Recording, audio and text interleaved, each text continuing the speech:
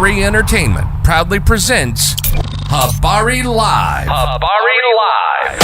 From Phoenix, Arizona. And you're listening to the Habari Live Podcast, the show that brings you news, sports, and entertainment for people who love HabariEntertainment.com. Here are your hosts, Aisha, Jimmy, and Damon Dipleen Ellison. Let's get it going. We are all the way live.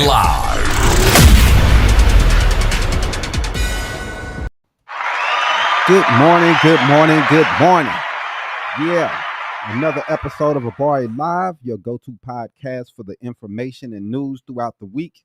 Like always, we're all the way live in Phoenix, Arizona, Paradise Valley, that is. I am your host, Damon Dipleen Ellison. Aisha. And we're going to bring you conversations and inspiring stories. Oh man, why did I just lose my spot? From remarkable individuals making a difference in our community. Today, we are thrilled to have a special guest with us. His name is Oscar Onyenacho. My bad for messing it up. I said it right at first and messed it up when I got the cameras on me. That's how it goes. It's all good. But anyway, he's the mastermind behind Dating for Kings, a transformative program that's changing the dating game. Oscar is a renowned dating coach dedicated to helping men understand women, date to their standard, and lead healthy relationships. If you're ready to elevate your dating life and step up your true potential, stick around and we'll learn something today. Thank you, For sure. So yeah, man, if you're let's tell us a little bit about yourself, Oscar, and how you got into dating coaching. Yeah, so I grew up in Los Angeles, California. Mm-hmm. I am currently 26 years old, and my parents are Nigerian. So Okay. they were born in Nigeria. They came over here my mom came over here in 1993 Okay. while she was raising my sister. Yeah. And my dad came over here in 1995. So Wow. they were first generation Americans. That's dope. And the thing about the Nigerian community is that they teach you a lot about success and schooling, education, how to be good people. They don't teach you how to meet your person. Okay. And so a lot of the discourse around relationships or dating is only about what not to do, not what to do. That's real. And so me and my brother, when we were young, we just had to figure it out for ourselves. You know, we were in South Central Los Angeles, which is one of the most, dangerous places in the world at that time. Yeah. And we kind of just had to fend for ourselves. So it wasn't just about women, but about, just social skills, learning how to pivot in that environment. Not joining gangs was like a huge thing Right. at that time. And so when it came to the women's side, we were kind of clueless up until like high school. Right. And so I heard this thing where they say like past perceived voids become like present pursued values, right? Okay. And so at the time, that was something that we really cared about because we didn't know anything about it. Mm-hmm. And so we just dived in. We tried our hardest to learn social skills. We tried our hardest to learn about like what women at that time wanted. And we were into sports and stuff like that. So we had girls, like we had people who liked us and stuff like that. But it wasn't until we got to college where we really, really kicked it off and started learning a lot. And so my brother was the first one to learn. He went to Ohio and he went to college over there. Okay. Completely changed. And he just became really good at understanding women, understanding social skills. And he came back and taught me everything he knew.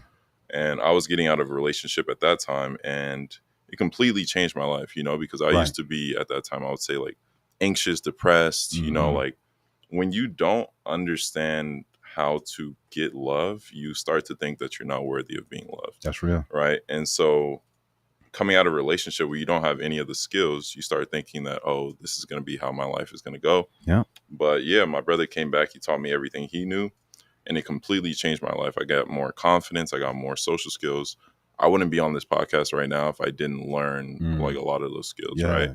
And so when I changed and I became somebody who completely became more grateful, more confident in myself and started seeing all the fruits that came with that, a lot of great relationships. I traveled all around the world. I got out of school, got a great job, just all the confidence that I had alone. Yeah. Then I saw how much of a change it made in my life. And I was like, you know what? Like, I know that there are men all around the world who not just are going through that depressive episode that I was going through, but they're wondering the same questions that I had at the time, which is like, how can I figure this out? How can this make my life better? And so friends started coming to me for help because they saw how much of a 180 I did. Right. And from there, I just started helping guys out with that. Yeah. And then in 2020, I realized like, okay, this is actually something that I can start a business on. Right. And I started in the South Central LA area. Wow. Helping guys around that area. And then, I went online with it in 2022. Man. And stuff kind of took off from there. Dude, I mean, 4 years now you've been at this, getting it together, bro. And I mean, you're a really young guy, man.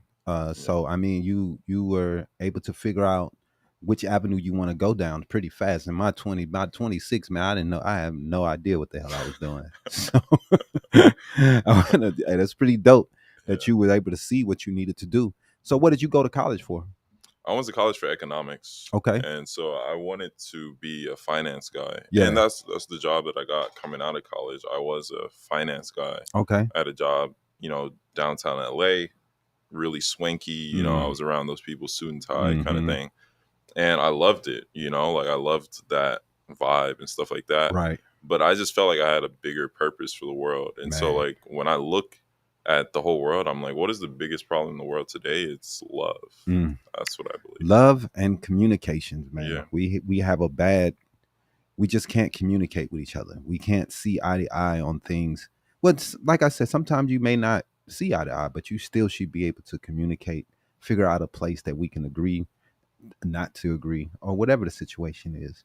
But man, I think it's really cool that that you would try to help others out, because I think that the relationships in the African American community is something that we are struggling with. We have high rates of single mothers raising kids. We have low marriage rates. We have too many broken homes. And I can't just say the African American community, because there's other communities that are having these issues too, as divorce rates skyrocket. Yeah. And less couples are staying together. More and more people are seeing the sharing of kids and growing up in kids in different households nowadays. So that's very tough. And I think this is important, because if you learn how to communicate, you can make sure that you make it through these tough times. And I think that's the hardest thing that we have nowadays, is everybody is so self-involved that they can't take a minute to try to figure out the other person's avenues and where they're coming from. Yeah. And sometimes just drop the ego, learn about the person, especially if you care about them. So what is some of the most important information that you can tell a man to help himself to before he get out there in the dating world? This is a great question. I would say some of the most important information I could tell a man is get really focused in on what his standard is, and get really focused in on the particular type of person that you're trying to bring into your life. I think some people are too broad with it, where they're just like, I want an attractive woman, or like, I want a relationship. Right. But that's so broad. That's like me saying I want a job. Right. Like what type of job, what industry, how much are they going to pay? And so the three things that I say are like, okay, what are her values going to be like? Okay. What is her personality going to be like? And how is she going to look? Okay. And every client that I take on, they write that down, and they become very hyper fixated on that, because you'll be surprised at how many of the exact type of person that you want there are in the world. Yeah, man. Right. And so once you get focused in on what you want, then it kills off all the other options. And then you stop looking at it like, oh, I'm just going out here and trying to have sex. Right. You start looking at it like, okay, I'm trying to build something. Right. And so that's the number one thing, is knowing what your standard is, because I can't tell you what to get in terms of a partner. So after you have your standard, now it's raising your value to become the type of man that would attract that type of woman. There you go. Right? Because once you have the standard, now it's like, okay, we're zeroed in, we're locked in on the goal. Now it's raising your value to become the type of man that can attract it. Right? Yeah. And so what we usually work on is, of course, communication skills. We work on confidence. We work on their wardrobe. We work on their gym routine, their fitness, their nutrition. And a lot of ancillary skills, right? Like their dating skills, their actual, relationship building skills. A lot of the things that will help you when you actually meet this woman. Right. And so I would say the number one thing is creating your standard, making sure that it is exactly what you want, and then either working with somebody to raise your value if you don't know how to do it yourself, or doing yourself and raising your value. Man, that's real, bro. I mean, that's inspirational because, men, a lot of men, and I can say the same for myself. I was taking whatever comes to me, especially at a young guy. You take whatever women are attracted to you. You never have what women have. Mm-hmm. Women have a list of what they want. 6 foot. He got to be this. Most women have that. Yeah, I know. All of them have a list of what they want from a man because they have value in themselves and who they want to spend time with. Men don't seem to do that as much. We don't value or think about the value of the person's going to bring into our life. We're just thinking about sex. Yep. And that's the problem, that we're putting ourselves in the position where you're going to be stuck with a bad baby mama because you made decisions to sleep around with somebody who maybe didn't have the same values as you. The same can be said for women because their list of things they want in a man are oftentimes unrealistic. Yeah, but So they need to lower their standards in a sense to become more realistic about their partners. Mm-hmm. Well, I mean, when you're fixated on how much a person makes and how much money they make and things like that, you're then fixated on money. That's definitely going to be a problem for you. Right, what they have and how tall they are. Right, and those things, I don't think this should be the things that you should be focused on. You should be focused more on values and things like that. Do we share the same values? Go ahead. I think the reason why women have those standards that we see as unrealistic is because they're exposed to opulence, wealth, and those kind of men at a very young age. Yes. And so their mind, let's say the average man, right? Mm-hmm. If he comes out of college and he's with women who are 10s, women who are super models, right? Yeah. He's not going to go back to the women who were in his high school or his college or anything like that, because in his mind, he's like, well, I already know what I can get. Right. So that's what happens with a lot of women at a young age. They come out of college or even at the age of 19, 20. Yeah. They're in the club and these men are buying tables, $40,000. They see it right in front of them, all these bottles, right? They see men with these mansions, huge apartments, that lifestyle, fancy dinners and all of that. And then they have a man who's like, nah, let's build.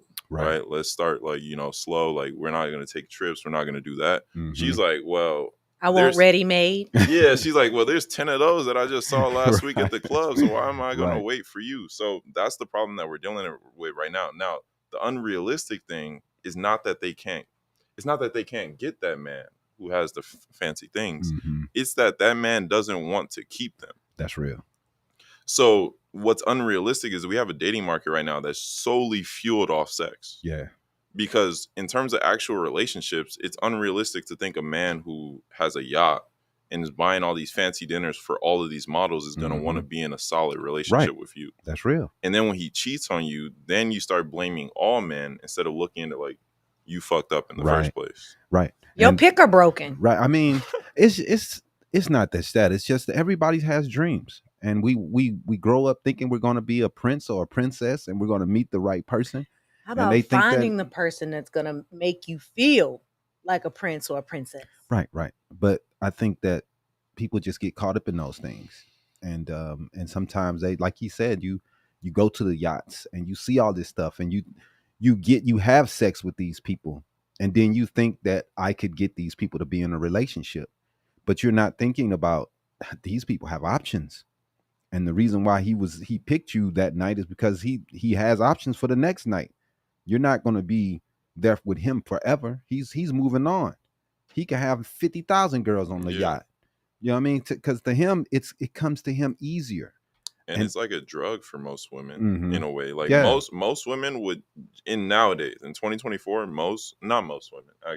most women who are very, very attractive, who have seen that yacht lifestyle type of vibe, they would rather get the 1% chance of that man locking them down than the 90% chance of a $80,000 a year man locking them down. Exactly. So it's like a drug for them. Like they're like, oh, he may lock me down and I may get that lifestyle, but it doesn't happen. But then then that doesn't turn into anything other than you got 50,000 women pining Looking for for the one same dude. Yeah. For one dude. Yeah, and that's And he out here on bachelor. He a bachelor. he hitting them all. Yeah.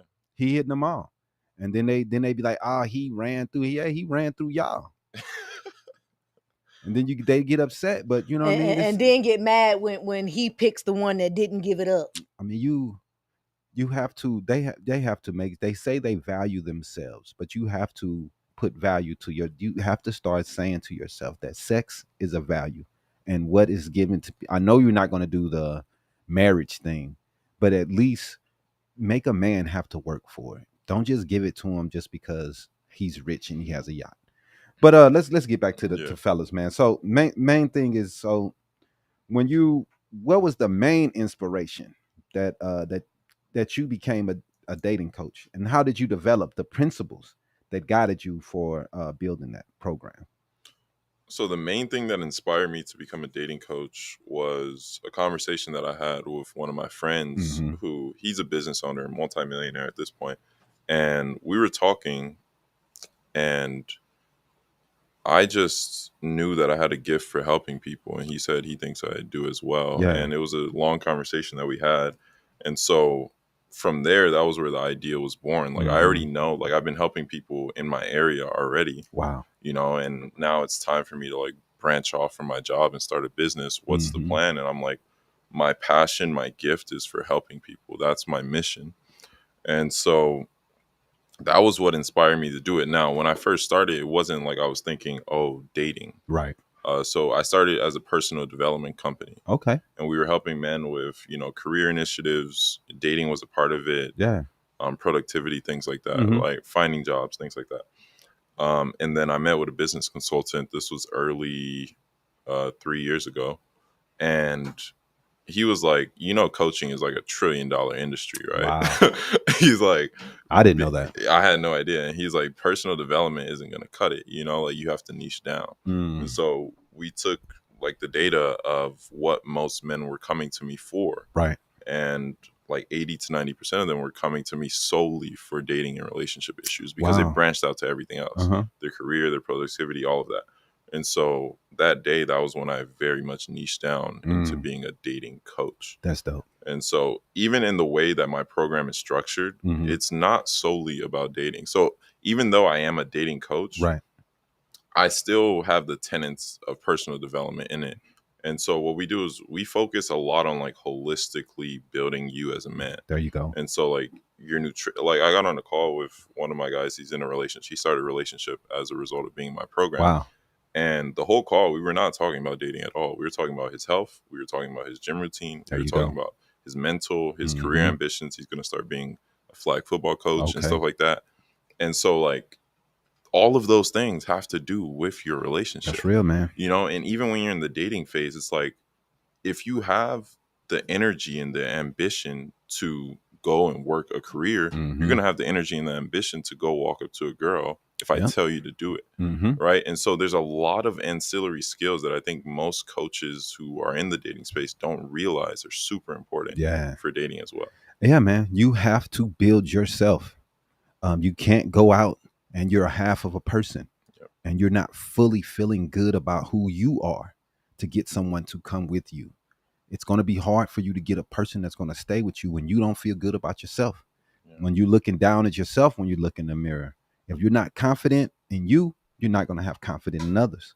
So that's something that people really, really have to understand, man. Get yourself together. You're not feeling good when you look in the mirror. You don't like what you're seeing. Go to the gym, get your thing, work it together. So I agree with you, bro. You have to build that self-confidence, man. Getting your clothes together, buying some things to make sure you look good, because that's what women, first, they are visual people. They're going to see what you have on. I know, women who look at your shoes. What shoes you got on? If you got some raggedy shoes on, you got some black Air Force Ones, you're done. You know what I mean? It's just, you have to have certain things that women are looking for. Like I said, women are too superficial. Hey, you got to know, man, because women have it like that because they have all of the men in their DMs. Yeah. That's why they have the option. They have to think of ways to get men away from them. Facts. because they have so many coming that they just got to think of his I wish I was one of those women. Girl, shut up. If you wanted to be one of those women, you I could have never be. been. Okay, babe. Nobody tried to. Well, probably because you really. I'm modest. No, I'm not unrealistic. You're tough to approach. You have a don't come near me. Good. Right. You're tough to approach, man. So most men probably would be intimidated by you in ways. I have been told that. Yes, you're very intimidated, and especially for a dude who don't want to hear no. It's hard for them. You know, I don't care about hearing no. I mean, we was out here. You got to swing. You bat on your shoulder. You're not gonna get a hit. You know, that's the way we came up. You know, but I wish I knew someone like him that taught me better, because then I wouldn't have so many scalawags in my closet. I mean, I think every man all around the world needs a dating coach. Yeah, for real. And a relationship coach, man. We need it bad, man, because we're terrible. And then be mad about the baby mama we got. It's you. You the one that picked her, bro. You picked her. And these are. But hold on, wait. Huh? I thought the women is the one that had the power of picking. Yes. We pick them, so. Yes, but you don't have to take her if she comes. Like, men pretty much take whoever come to them, and that's the way I was. Whatever woman would take what I'm putting out, I'm taking. But if you have higher value and you're looking at women that's not sleeping with everyone, like some people don't even care that this girl has been passed around throughout the city. It's like, hey, it's my turn. You know what I'm saying? So instead of putting time into somebody that has value. But what is, like, when people say value, right? Like, is that like self-perceived value or value of like what value do you try and build? Like, it's outer perceived value. Outer perceived. And so you have intrinsic value, right? But the things that you want from this world come from the value that people perceive you to have. Mm-hmm. And so I always say, like, there's a disconnect, right? So a lot of men, the reason why they are ill confident or they don't get women or something like that is because they perceive themselves to have a lot of value, right? They stay at home. They probably think their lives are amazing. And then they go out into the world. They go to the club or the bar or some social event. And then no women are talking to them. They try to walk up to a woman. She's like, ugh. Right. And they go to the gym. Like, no women are talking to them. Their confidence is hit. They're like, damn, like, I have no girls in my life. Like, what's going on?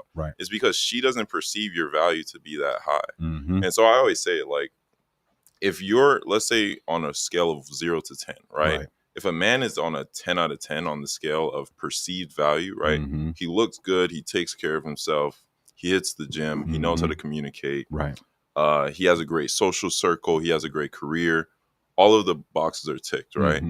Well, women are going to make themselves available for him. And I've seen that happen in my own life, right? A lot of people see me and I'm like tall, right? And they'll be like, oh, like you're tall. Like, so you've always had women. I'm like, no. I was tall and I had 0 women. That's why I had to figure this out, because I realized there was something wrong. And so what I changed was my charisma, the way that I'm speaking right now, right? My wardrobe. I started hitting the gym. I started feeling better about myself, got a great career, even before the career, right? And then the way that people perceive me changes.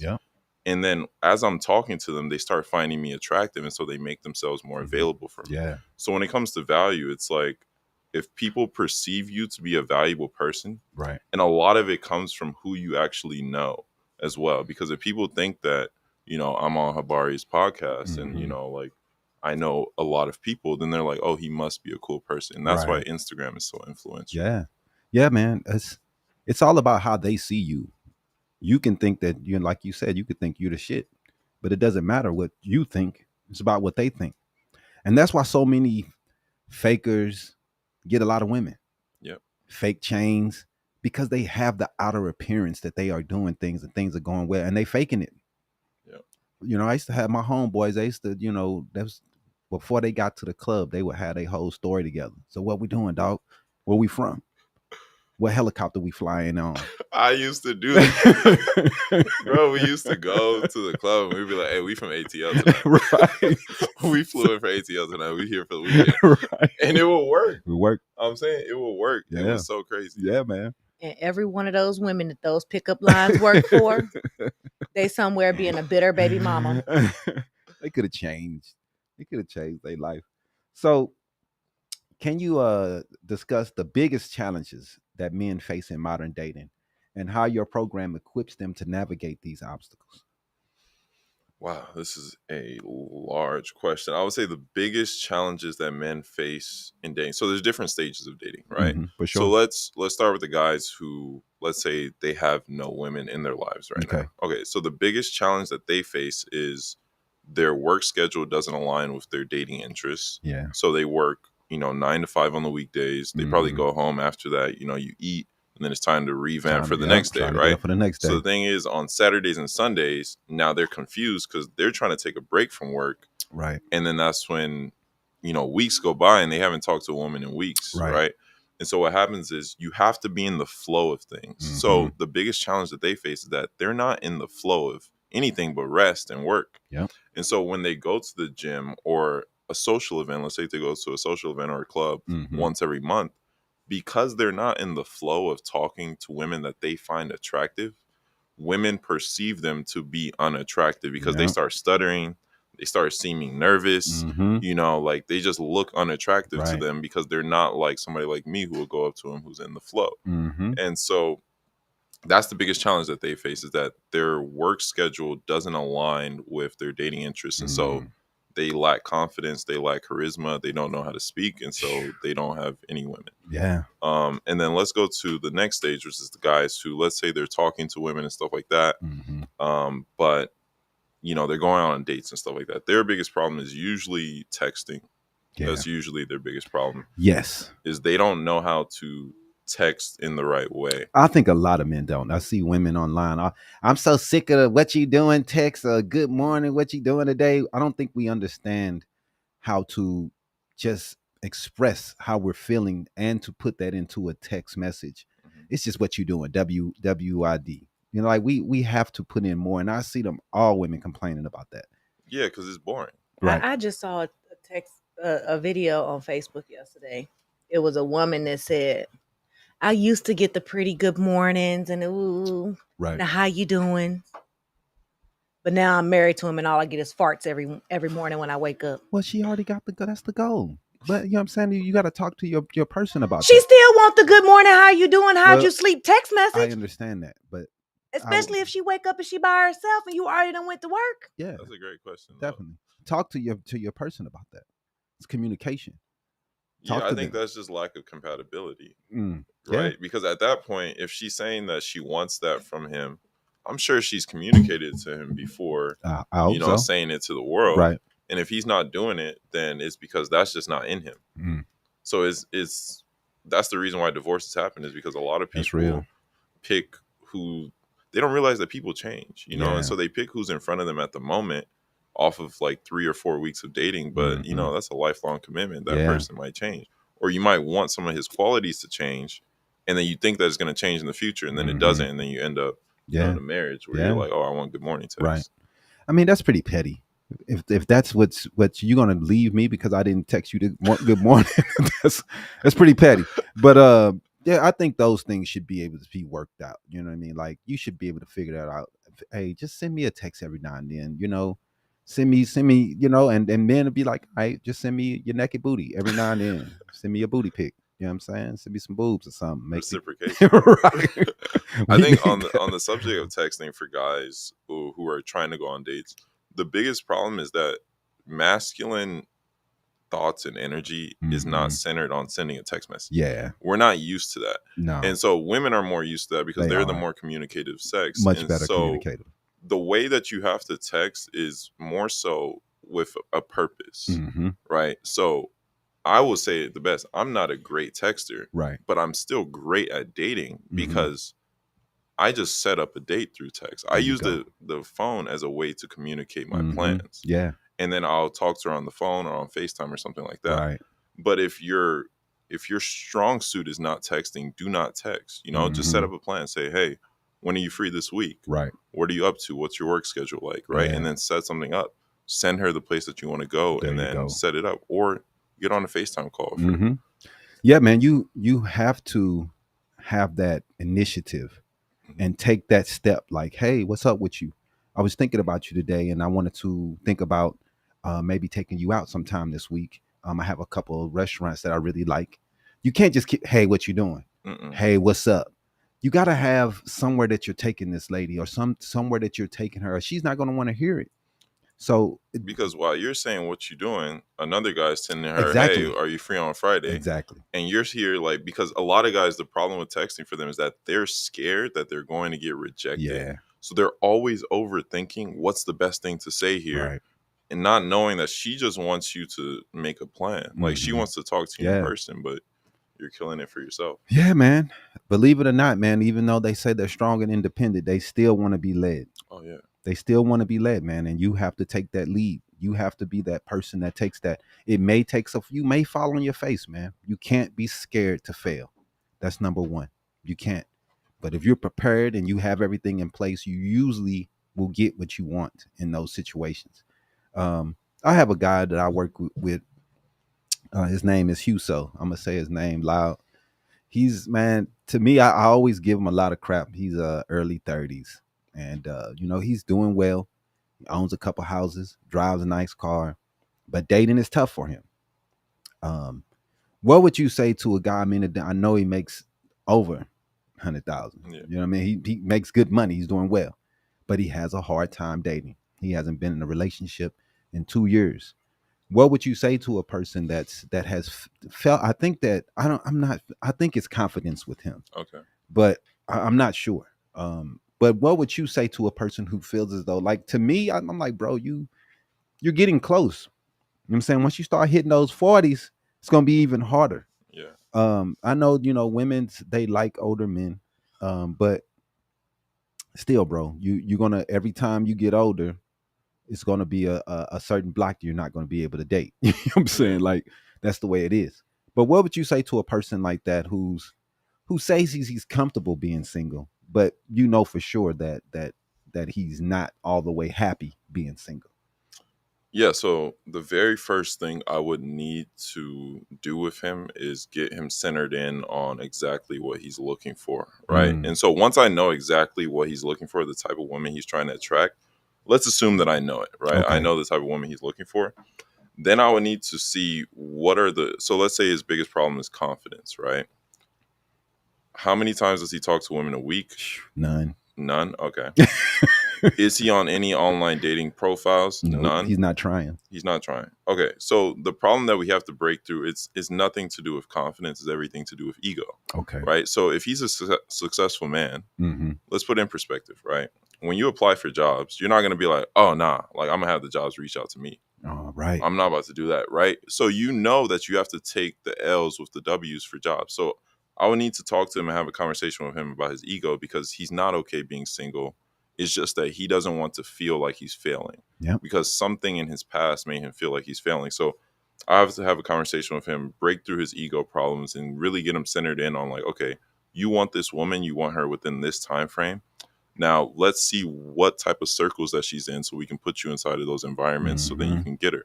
Is it a networking event or a networking circle that you need to be in? Yeah. Is it an online dating profile on, Hinge or Bumble or something like that? If it's an online dating profile, I will help him get a photographer to get the right pictures, help him with his wardrobe, all of that, get that centered. If it's networking, now we need to work on your communication skills. A big problem, which I think a lot of men in that category who are early 30s make a lot of money, is they make this money and now they have a certain bravado, which is linked to the ego. Right. And so when they start talking to women, they don't have that suave attitude they had when they were younger. They just think it should be handed to them. So they come off as too, they just talk too much. Yeah. And so we'll kind of just get them to communicate better and be more suave, more calm, and set up definite dates, go on the dates, work on his communication skills there, and just get the reps in. There's a lot of other skills that we work on, like, in terms of like actual relationship building and how he's going to do that as it goes on. But just to start off with, get him on some online dating profiles, get him in the right networking circles where the type of woman he's trying to attract is, and work on his communication skills. I agree, man. I mean, I don't think that, having a woman is everything, but if you're trying to to become that. I know he's not happy being single because I can tell the way he talks about women. You know, he wants a blind. He like white girls. He like a blind. He want a blind. You know, and I think, you know, those things might hurt him also, that he has such a particular, you know, what he's looking for, instead of just looking for a girl that values him and has the same values as he But does. he's just putting forth the same list that a woman would put forth. I want him to be this. I want him to be that. He's got to do this. He's got to. Now he's putting in his categories. I want her to be blonde. I want her to have blue eyes. I want her to be this. Yeah, but that's just superficial though to me. It's like, all right, I want blonde hair, blue. I mean, you got to be deeper than that, bro. I think it's no problem as long as he's as particular with the looks as he is with the values and the personality. Okay. If he's as particular with looks as he is with, like, okay, I want her to be caring and nurturing. Yeah. I want her to value a family and stuff like that. If he's as particular with that as he is with looks, I don't think there's a problem with it because he can go, like, if that's what he's looking for, blonde hair, and blue eyes. Yeah, that's what he likes. I can show him, like, in Scottsdale, there's a million of those. There's a million of those. Right? But he's not trying, man. I think it's confidence. I think that, you know, he feels good about himself, about who he is, but I don't know if he feels that other women are going to value that, and women are going to value that. So I don't know, man. Yeah, I would have to get with him one-on-one, and and that's the type of client I would love to work with one-on-one, because a lot of people have to see before they believe. Okay. The great ones believe before they see. Yeah. Right. But a lot of people have to see before they believe. That's true. And so there's certain clients who, this is why I don't like doing the therapy model of coaching where it's like, let's work on your inner issues and let's just talk.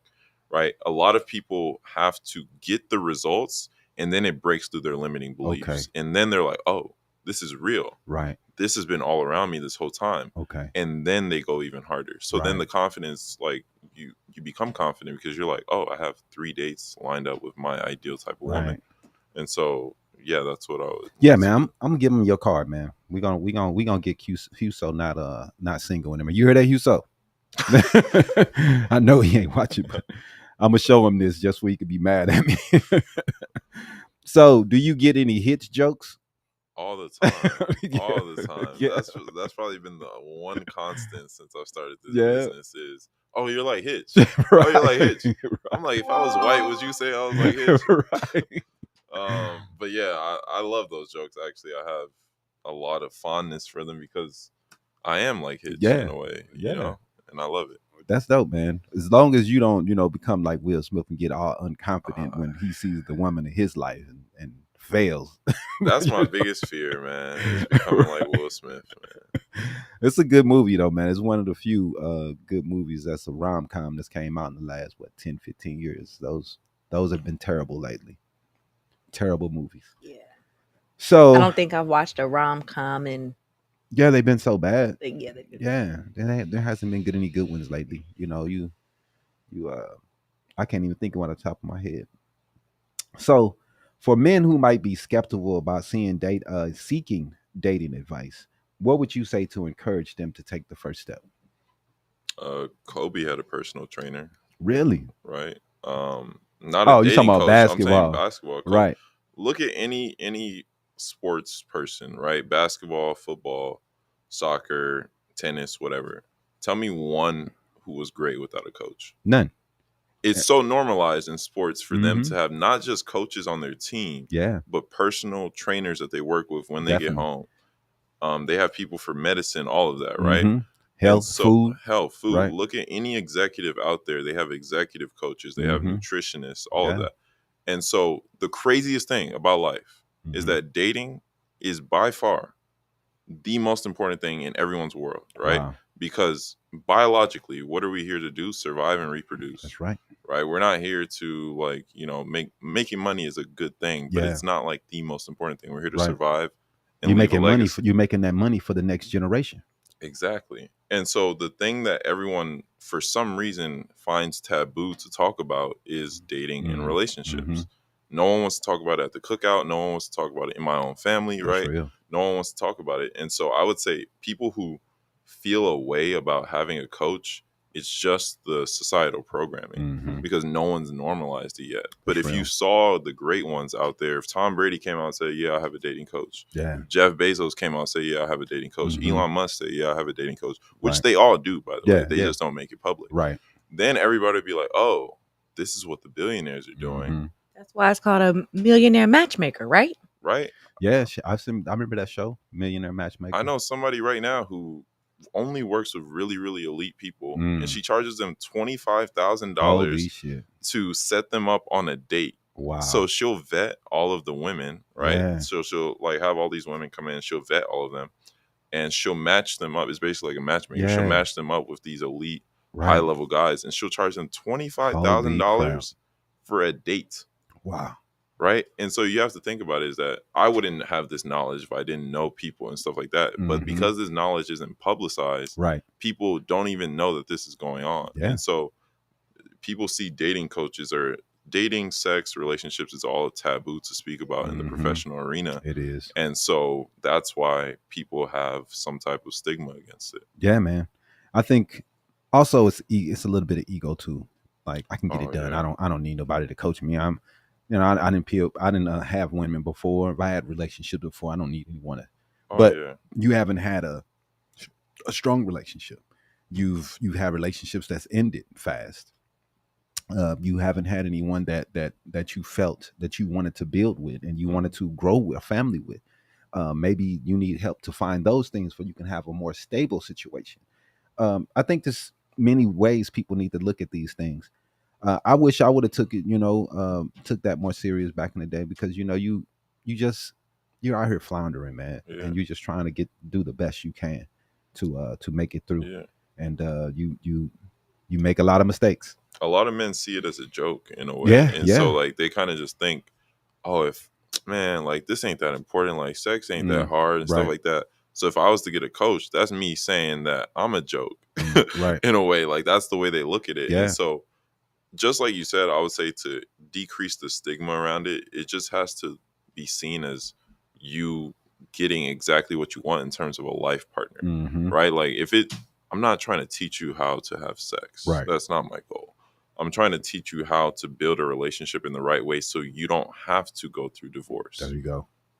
Right. So you never even have to think about it. Like right now, as I sit here, I don't ever have to think about the possibility of getting divorced because I have the skills that can keep a relationship long term.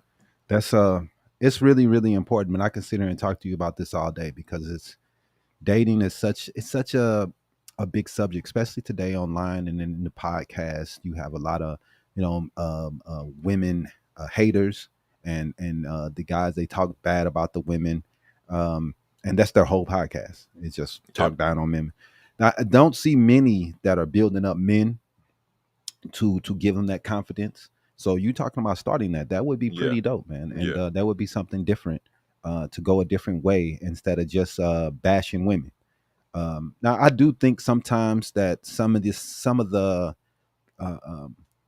information that they are giving about some of the women, how they are looking at relationships, how they are going about trying to get a relationship is kind of true, but not all the hate is needed.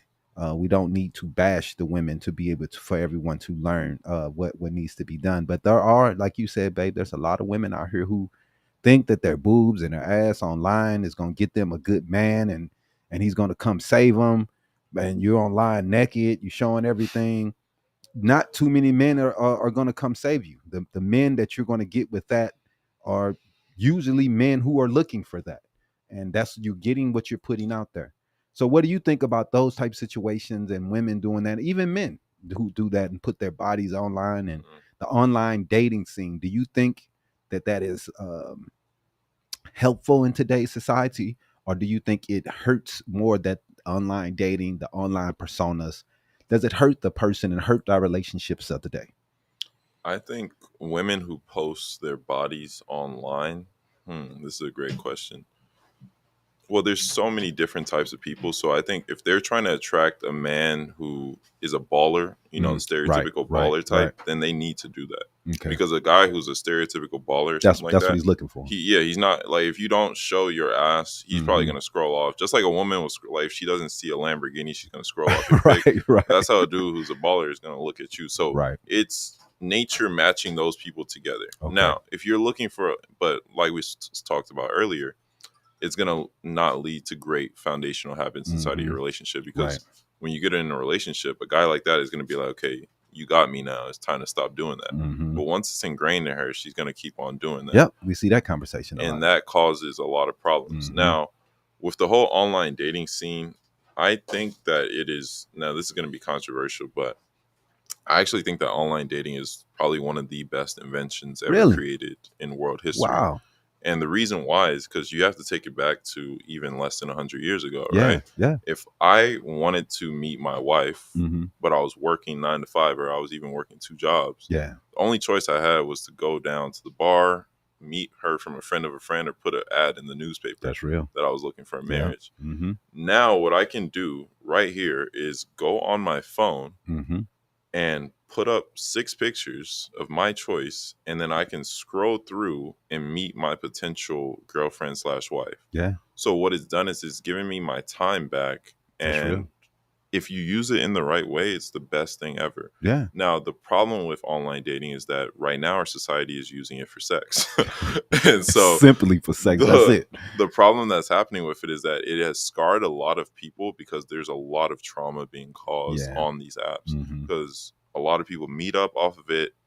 Some people are just looking for sex, and they try to cap about it and say they're not, but they were looking for sex at the time. And then when it comes to trying to meet people for a relationship, so many people on the apps are just looking for sex that it's just not the greatest place to meet people. It's very hard. It's very hard. But I think if used in the right way, Instagram and dating apps, the best things out there. Wow. I mean, that's definitely a different way to look at it, man. So many people have so much bad connected to it.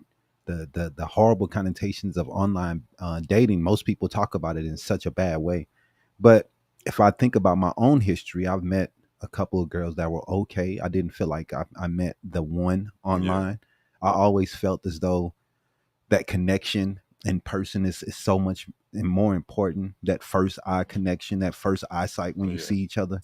Those are the things that really, really are important to me to know, exactly where to move with things, how she looks at you, how did you catch your eyes and didn't, those things are important to me.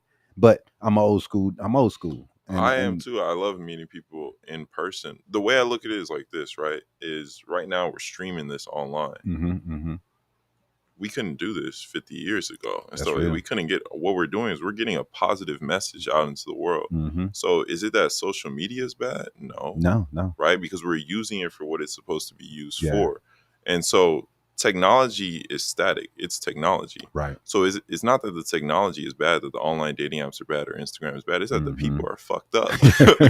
Right. And so these are the same people that if you would meet them in real life, in person, you'd be like, nah, I don't fuck with that person. Right.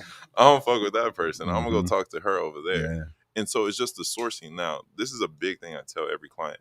You have to have a strong mind when you're online dating. Yeah. Because a lot of people, because their profiles suck, right? They'll get on it for a few, days, minutes, hours, whatever. And they're like, damn, the people on here are trash. This dating app is trash. Right. The 1% thinking is the people on here that I'm seeing are trash because this algorithm is set up to send me the type of people that I would match with. So if I want better people on this app and I want to use this app for a positive experience of meeting the type of woman for me, I need to make my profile better. That's real. It's an advertisement. Yeah. And I heard you say that get professional photos. Yeah. Not having the picture of you at the block party in the hood sipping on a 40. I watched a Netflix documentary on that too. Yeah. And it was a woman, it was an Asian woman trying to help people with their dating. Right. And one of the things that she said was your online dating photos, they can't just be selfies. Right. They can't be a photo of you shirtless. Right. Unless you're in the gym. Right. And your online dating profile is basically going to advertise what you want. Mm-hmm. It's just like a job posting. It's Right. just like your resume. Mhm. Your online dating profile is your resume. And I think it's also it's a skill to be able to go on there and be able to put your life in a way that people see you in a positive light. True. So everybody's but you also not good at can't doing go that. online and create a online dating profile Mhm. and all 10 of your pictures got a filter on it. Right. A lot of women will do that where their pictures have filters on it. Because or if I see you pictures in real from life years and you don't look like your photo, I'm canceling it right It's there. over. right, I'm walking out. It's over. Peace out. I You was- just catfish me. I was nice enough to have dinner with the girl and finish it through. But I had a date. But like I bet that, you didn't talk to man, her ever never, again? Ever. Like, dog, it was so crazy. She looked so different online. Picked her up. And I was like, who is that? It's her. But all those filters and all that stuff, man, but dude, you have to, you live and learn. But be your true self.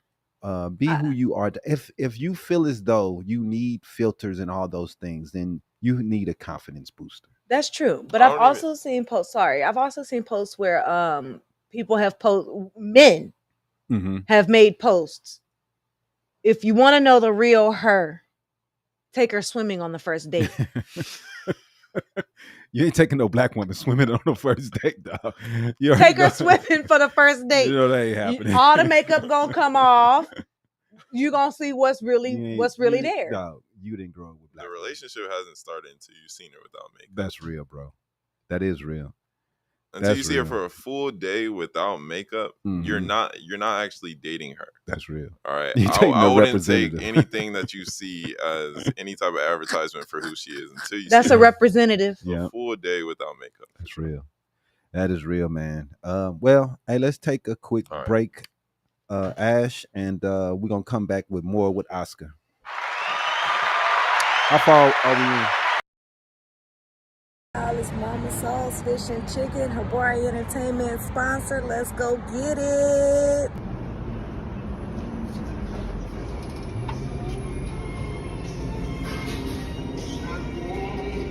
Man, this Mama Soul's Fish and Chicken.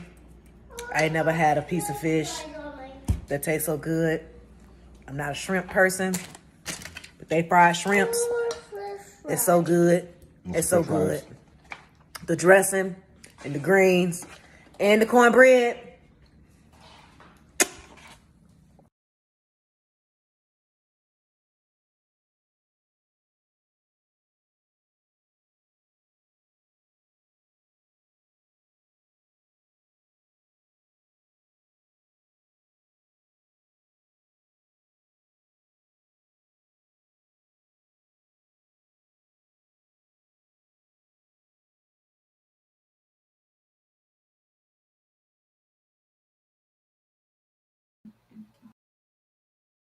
Week's Habari News Weekly with Damon Dipling Ellison. Sponsored by Mama Soul's Fish and Chicken. You already know the deal. Let's get into the news, man. We're going to do some quick news as soon as Aisha gets back. Habari News Weekly is brought to you by Habari Entertainment. I'm your host, Damon Dipling Ellison, and we are joined by our engineer, Ash, here today. And we're going to bring you the latest updates and insightful discussions on the most pressing topics of the week. From politics to pop culture, we've got you covered with all the news you need to know, delivered with wisdom and a dash of entertainment. So sit back and relax and get ready to dive into the headlines that matter right here on Habari News Weekly. It's up to you. All right, guys. So this week we had a whole lot go on. I mean, a lot.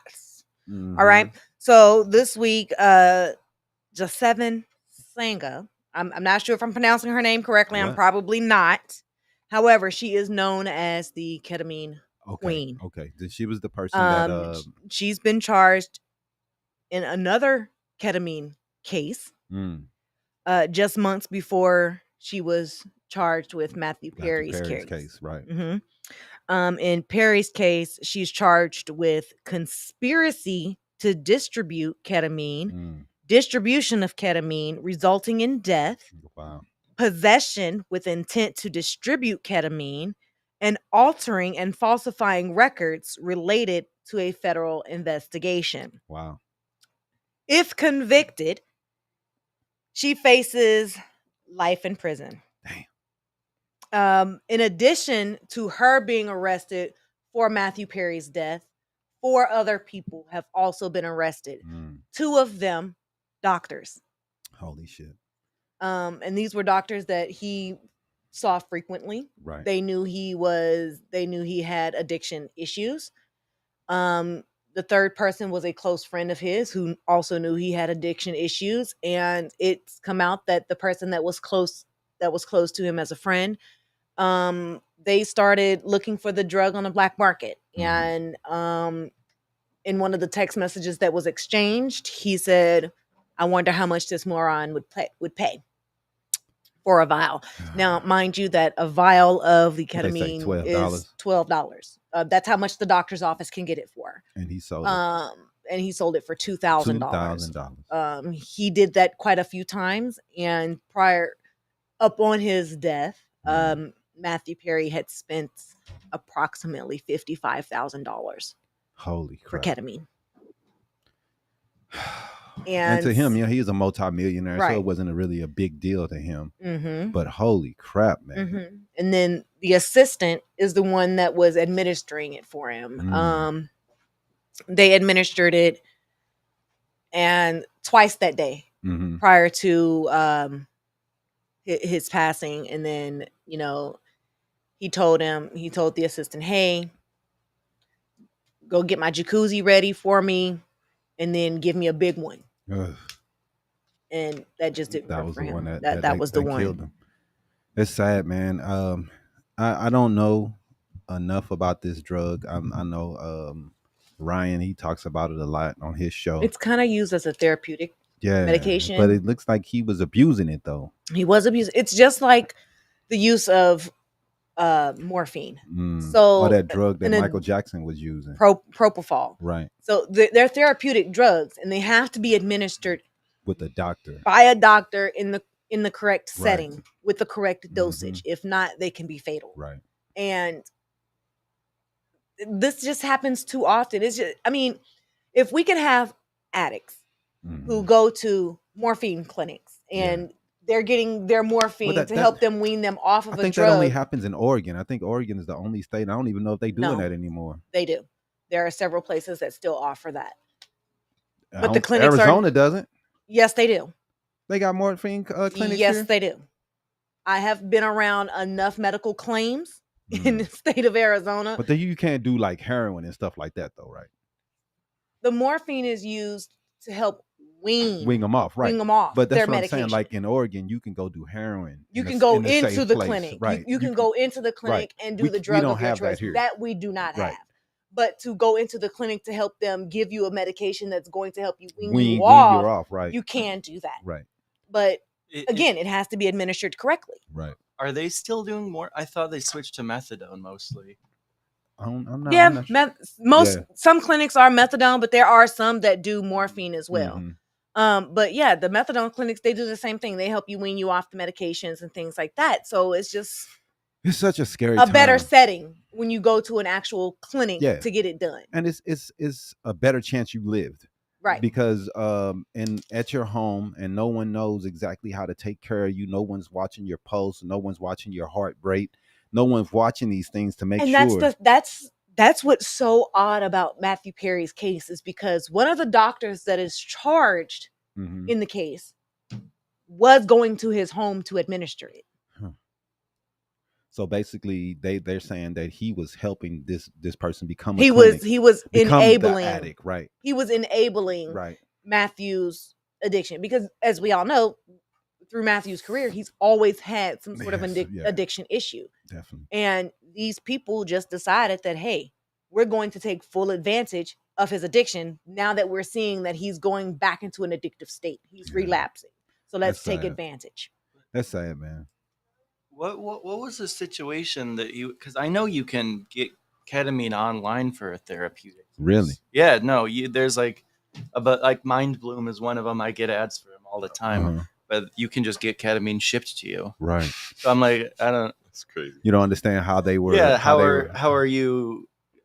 How do you? It should be one it's of those weird. medications where you need to have a prescription for it. You but talk to a doctor online, right, and, and they say, give like, you a prescription. That's yeah. how you can get it shipped to your home. Yeah, but it's also like, I don't know. You don't know if you're $50,000. Right, but I mean, it's going to be more than $12 that the doctor pays for it. I think if you do it with the doctor, you're okay. Yeah. But when you start going to the streets for it, and you're using a black market version of the drug, that's when they got in trouble. Yeah.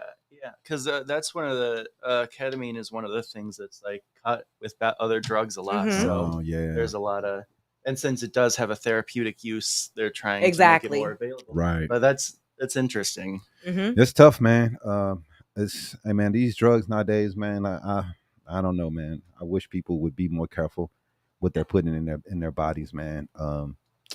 It's just we have so many people dying from these pills and meth and heroin and these codeine and whatever else is cut with nowadays. It's sad, man. And I wish people would think to themselves, man, because this stuff, I understand that you're trying to escape some things, but you have to worry about your life. You're not going to be here anymore. These things will take you out, man. So rest in peace, Matthew Perry, man. I wish he wasn't an addict, but bro, he had some mental things going on for a long time. And it's sad that the people that were closest to him right, are trying the to ones get him that help. took advantage But of him. They just trying to get him what he wants. They were just trying to make a payday for themselves. Right. At the same time, they coming up off of him. Mm-hmm. Instead of just being like, Matt, you need some fucking help, bro. Right. You know what I'm saying? I'm not getting you shit. Yep. But that's tough because what I mean. It's tough. All right. So on Friday, Kamala's campaign released a series of economic proposals aimed at targeting middle class voters. Yeah, yeah. One idea is to expand the child tax credit up to $6,000. Currently, households earning $200,000 for single parents. Holy crap! Or $400,000 for couples with children ages 16 and under are generally eligible for a $2,000 credit, with $1,600 of that being considered as refundable, is what you get back on your taxes. Yeah. Right. For families with a newborn, she's proposing that the child tax credit goes up be increased $6,000 to $6,000. Okay. She's also zeroing in on high food prices, promising to push for a federal ban on price gouging for groceries. Particularly, and with putting an emphasis on the rising costs of meat, which she says is a large part of rising bills at the checkout line. Hey guys, what's up, Jimmy? Just letting you guys know I'm watching the show. You guys having a great discussion today. Yeah, you probably should listen to this dating advice. The dating, I don't need dating advice. Yes, you do. You need some dating advice, I bro. don't need no dating advice. I don't need, especially from you, But you need a dating coach to help you. You've been cupcaked up for the last 45 years. Yeah, man. It's been a while since I've been out there. Somewhere along that. I'll go out there and strike. But people who cupcake still know how to date. Actually, old you man. and my daddy. Right. Actually, that's what I was about to say. He the cupcake king right now. That's where he at right now. Cupcakes up. I was gonna call you back though. Everybody too. My cupcakes bad up. on that. He wish he was cupcake. That's why he's saying something. Nah, what you mean? I wish I was cupcaked up. He already know. So what's I don't up, care bro? about y'all dating lives. Just popping in. Saying Steph Curry's the GOAT. I don't think I talked to you after that. Yes, sir. I don't think I talked to you after the gold medal game. Yeah, he definitely saved their lives, man. Steph Curry top 5. He top 5. That man yeah, was. Man. He was. It's crazy that they've had LeBron and KD on the team, and he was still double teamed. They were double teaming him, leaving KD and they were double LeBron teaming open. Steph. I understand leaving LeBron open, but KD is crazy. Don't hate on LeBron. Do not hate on my glorious king. No, man. sir. Yeah, man. Steph Curry is the GOAT. Absolutely. Yeah, dude, man. Hey, man. And for everybody who's downplaying Victor Wembanyama, that man is my age, 19 years old, and took a team to the Olympics. They got a silver medal. Hey, man. He's going to be, if he stays healthy, he's going to be a real problem. Yeah, man. He's going to be a problem. Dude, he's going to be a real problem. I wish he would get a jump hook or something, but, everybody just want him to play on the perimeter. I say take advantage of your height, but, hey, what do I know? He's thin as right. man. But, yeah, just called her, you know what I'm saying? All right, bro. Put my little 2 cents in. For sure. We appreciate it. Thanks for calling in. Jimmy, have you ever had any dating advice that's been beneficial to you? You said what? You had dating advice that's been beneficial to you? Have I ever had dating advice that was beneficial to me? Yeah. Like, what's the best dating advice you've gotten? Mm-hmm. Oh, that's a great question. I'm not even gonna lie to you. That's a great question. You don't listen to anybody, so I would say no. I don't. I'm gonna say this, DJ. What is some dating advice you had that was beneficial to you? Try to be different. My cousin said, "Try to be different." Yeah, try to be different. Yeah, I guess that's good advice. In what way? In what way? Like be different in what way? I don't know. Just be different. Like somebody else has talked to before. You want to be way different. Yeah, that's true. You don't want to be the same stuff that they're seeing every day. Be a little different. I always say, man. And this is my college cousin. That language, how you speak, is also you don't want to come off all ghetto and hood. I want to say too that this is gonna be my dating advice for you. Oh goodness. Whatever you do, never take different women for the exact same date. Oh, facts. That's one thing I live by. Yeah. Yeah, I take all my women here. No. I say this because I took all my women to Chili's. And I can guarantee you in 10 years, if them women come together and they be like, oh, you know Jimmy, I know Jimmy. Oh, he took me on a date to Chili's. Oh, well, he took me to a date on Chili's too. They're going to be laughing at you, bro. Mm-mm. Well, I think they were laughing as soon as you tried to take them to Chili's, honestly. Some dating advice I got. And he only going to Chili's because he had a discount Don't be there. too comfortable. All right, bro. Thanks, man. It was a nice little discount, too. Yeah. Thanks for calling in. Let's get right through this news. All right, bro. All right, for sure. For sure. Holla at you. All right, man. So what was we talking about? We was talking about Kamala. Oh, okay. And her economic plan. One thing I will say about Kamala's plan is that she's going to have the one thing that she promised on the price gouging is going to be tough because I think only Congress can pass bills like that for the purse. There were a few of her policies that she put forth on Friday. It's going to need that Congress. Do require Congress approval. So these are the things that we talk about, man. That a president can say a lot of things. And these are things but Congress controls the wallet. Right. And the thing is that we need the whole system to go the same way for us to be able to have power. Unfortunately, you gotta control the House and the Senate to be able to get decisions pushed through. And when you have a divided Senate, divided Congress, and then you have a very divided House, and no one's with the president, you can't get anything done. And we saw that with Obama. Yep. He tried to do a lot of things. They wouldn't even let him appoint a judge. Right. So it's like you have to understand how this system works. There's no kings in this system. We need everyone. So that's why voting down ballot is so important, that we can get more congressmen, get more senators in there for these ideas can get passed. Right. Because without that, they're just ideas, and we're not going to get anything passed. They've made the American population lazy as hell when it comes to voting. Yeah, man. And that's the real game that they're doing. It's like, y'all still going to have to go out and write this ticket in. Mm-hmm. We're not going to advertise who's in the House, who's in the Senate. Yep. We're just going to talk about the president.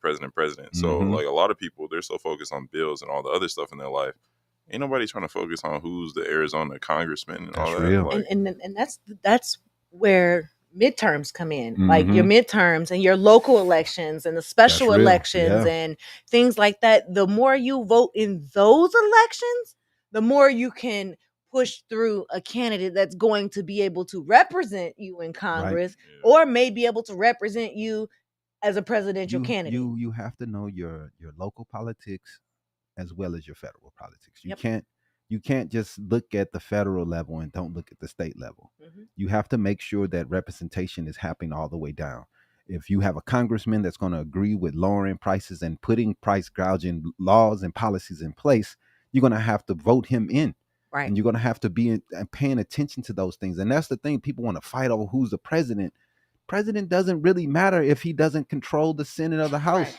If the Senate is Democrat and we have a Republican, he's not getting anything done. Yep. Nothing he says is going to get passed because they're going to be against it all. Against everything he wants And to do. especially in the environment of hate that we have today, when the sides don't even want to help each other.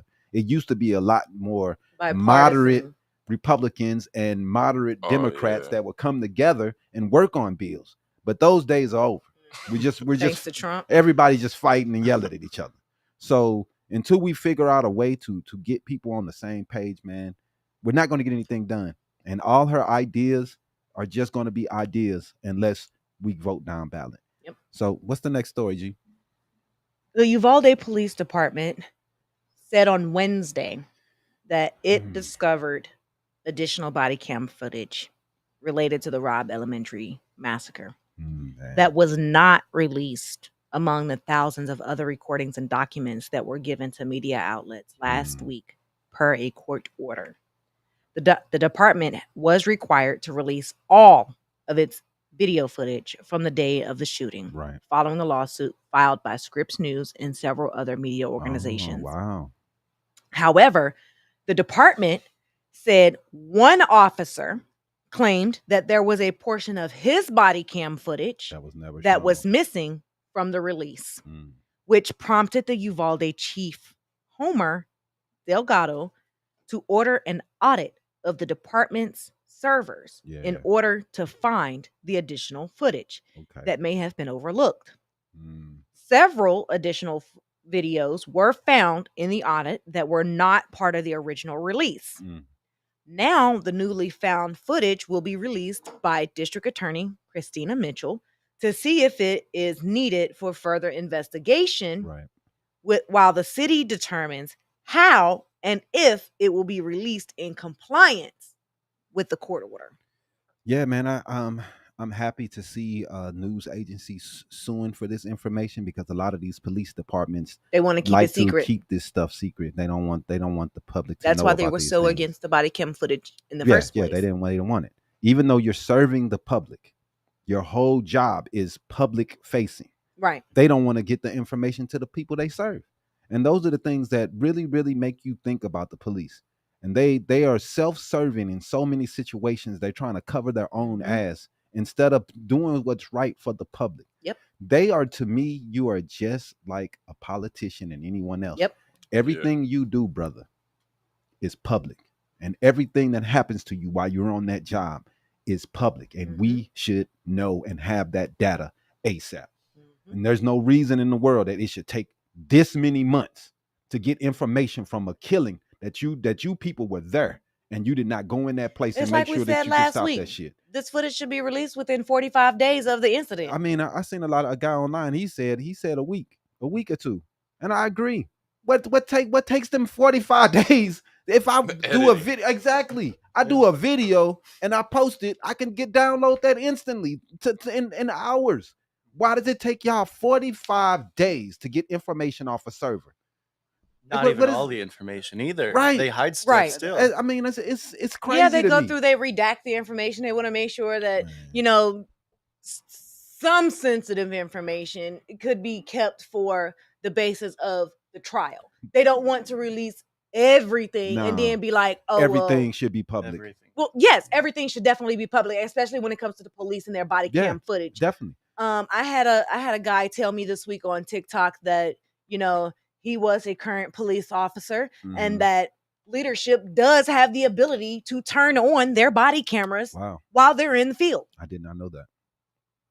That is why I said last week that when an officer is responding to a call, their leadership needs to automatically turn that camera on because we need to see what's happening. Well, I mean, you can give the officer the benefit of the doubt and let him turn his camera on. But if he does not turn it on, that should be grounds for termination. And you know this gentleman is in the field, then hey, I can go ahead and turn it on. He hasn't turned it on yet, and I know that he's in this case right now. And that's now. the thing. Like, I agree with the gentleman who said he was a police officer by saying that if, leadership doesn't, or if it's not turned on, that they should be terminated. Right. Or if they fail to turn it on at any point during that response, they should be terminated. Right. Yes, they should be terminated. Definitely. I mean, Uvalde is a really, really tough subject, man. And, it's sad, man, that those kids suffered and we still haven't done anything to protect the kids to keep this from happening again. Right. We're just all sitting around. We should have automatically crossing our fingers, hoping it doesn't happen. When Sandy Hook happened, we should have took measures to stop this from happening to children. Yeah, man. And it's the same thing, man. Every single time. And so it's, how what I say. We got to keep these big ass guns out of these kids. And it's sad. It is. Let's go to the next one, man. We can hurry up, man. Keep it on. I mean, the Ferguson Police Department. Yeah. On Tuesday, they released Officer 1 body camera footage showing a protester knocking a black police officer to the ground during the 10th anniversary of Michael Brown's death, leaving the Missouri officer with a life-threatening brain injury. Man. Yeah, man.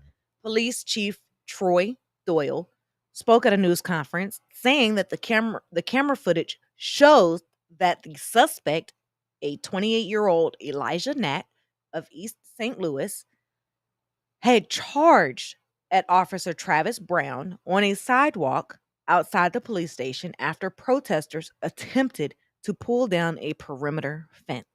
I'm not going to say that the gentleman 100% charged at him. But it did not look. The words they always. It does not look like it was purposely done. He was trying to get away. He was trying to get away. He was running away, and in his act of I'm running away, he bumped into the guy. But I saw that happen. Yeah, I saw it. It was. He's gonna pay for it. Yeah, he is. He's gonna go. Hopefully, we're hoping that this dude pulls through. Right. But if dude's done. Yeah, he's done. But given the fact that Ferguson was able to say, you know what, this happened, and we're immediately it's back in their officer though, so releasing body footage during the Michael Brown situation. We never got footage. We never got the footage. Nothing. So it's for them now. It helps that they release the footage when it's helping them. Yeah. Definitely, they're quick to release that footage when it helps. Clear them. And the narrative showing them shaking the fence, showing them doing all these things. So they it's already there. But at the same time, man, an officer is hurt. So you can't be nonchalant about him being hurt on duty. And he was a good officer. They showed him, and he was a good guy, man. He was really good with the public, and he seemed like he was a good guy. If an officer did that same thing that guy, Elijah was his name, did to the officer, then he would be put on temporary suspension, and he'd be paid through the entire exactly. thing. But now you're seeing this happen to a cop, and would he you guys going to get the death sentence? If a police officer would have been the one that was the suspect committing a crime, if he just ran at somebody and then hit him, he would have said, "Oh, it was an accident." Worst case scenario, he gets fired and rehired at the police station down the street. That's the problem. That we if they can't just keep getting rehired. We talked about this the other week. That's the problem. But they have a strong union, man. And their union is not going to let them just get fired. They're going to go home with a paid leave. How many times is the union going to allow a police officer to have misconduct after misconduct after misconduct before saying, you're no longer in our union? That's real. You're fired. You cannot get hired at another precinct. And you to think it's about a gang. it. It's not a union, man. It's It is. okay. The police department ran an internal investigation and found that they Right. did nothing They wrong. did nothing wrong. No, they're Well, cool. why is it an internal investigation? It should always be external. External. But that's the way it is. The people who work with you every day and see you as your buddy is the people who's supposed to investigate internal affairs. They're supposed to be the people. But this should be an outside entity. Outside. They should never be a part of the police force. But they are. They can be buddy with them and all cool with them. And then you think they're going to turn their buddy in. They're going to do everything they can to try to help them. And try to Just hide like I it and would do with cover it mine. up. Right. So it's the unions definitely need some changing. And they need to. Now, like I said, with Ferguson, they're trying to do the right thing. But the chief, he came out. I thought that he was being a little too pro or anti Michael Brown and because he was mad about why are they even protesting, right? And that's what he was yelling about. Like, why are they protesting? They're protesting because something that had 10 years ago, and they're just reminder of the places we went and where we need to go. So it was not a bad thing that they were protesting, but he went out there yelling and screaming. And I thought that he kind of escalated the situation. Right. And now it's a situation where everybody's all pent against each other. Now, who wants the officer to get hurt? Nobody wants anybody to get hurt. But we also got to stop the rhetoric, acting like everybody's so horrible when they were just trying to protest. Now, there was some bad apples, some people who was doing some things they shouldn't have been doing. But they did escalate that. Did they have to come into the protest and arrest those people for the property damage right then? They knew who they were. Who it was. Did they have to come and get them right then in that situation? They was watching, and it was going to escalate into something bigger when you try to come and arrest someone. It wasn't like they did anything really bad. I'm not saying they shouldn't pay for property damage, but what I'm saying is that you have escalation of things, and when you instead of de-escalating, hey, we can find you for this, they come to arrest the dude when you know what's going to happen. Right. I'm not saying what they should have did. I'm just saying you think about that. They come into their big crowd and they trying to arrest somebody that you already know it's going to escalate, especially in St. Louis. Mm-hmm. So I don't know, man. I just wish that that people were doing better at de-escalating things in the police department. But your bro also, man, what were you running? Where were you going? Where were you running to? He was already surrounded by police officers. So I don't know. Y'all was rattling the gate in front of a police precinct. I don't know what they was thinking about. But hey, those, like, I always think of both sides of everything, man, because everything's not one-sided. Yeah. There's two different versions of everything. So, they shouldn't have been shaking the damn fence. The police officers probably could have just took that footage and sent a warrant to him instead of saying, hey, we're going to get him right now. Yeah. It wasn't like he did anything. They shook a fence, dog. Right. They shook a fence. So maybe they could have just, all right, we got him on camera. We got y'all's face. Right. We got him. Let's get him after they do these protests, and we arrest him in a couple of days, go send someone to his home. Right. Instead of being like, let's go get him right now. Send a group of cops out there right now to go get him while they're protesting. And it escalated. Yep. So I'm just like, I don't know if that was a smart idea. And now an officer is hurt because of a situation we probably could have just waited a little while. And you're going to be charged with this officer's injury. They probably saw it coming like 10 years on the anniversary. They could have just said, like, we know it's going to be crazy. Just let him go. It's one day. One day. Like, one day. Let's if people do anything that's wrong, send a warrant to them. Yeah. We're not going to go out there to try to escalate this, what's going on.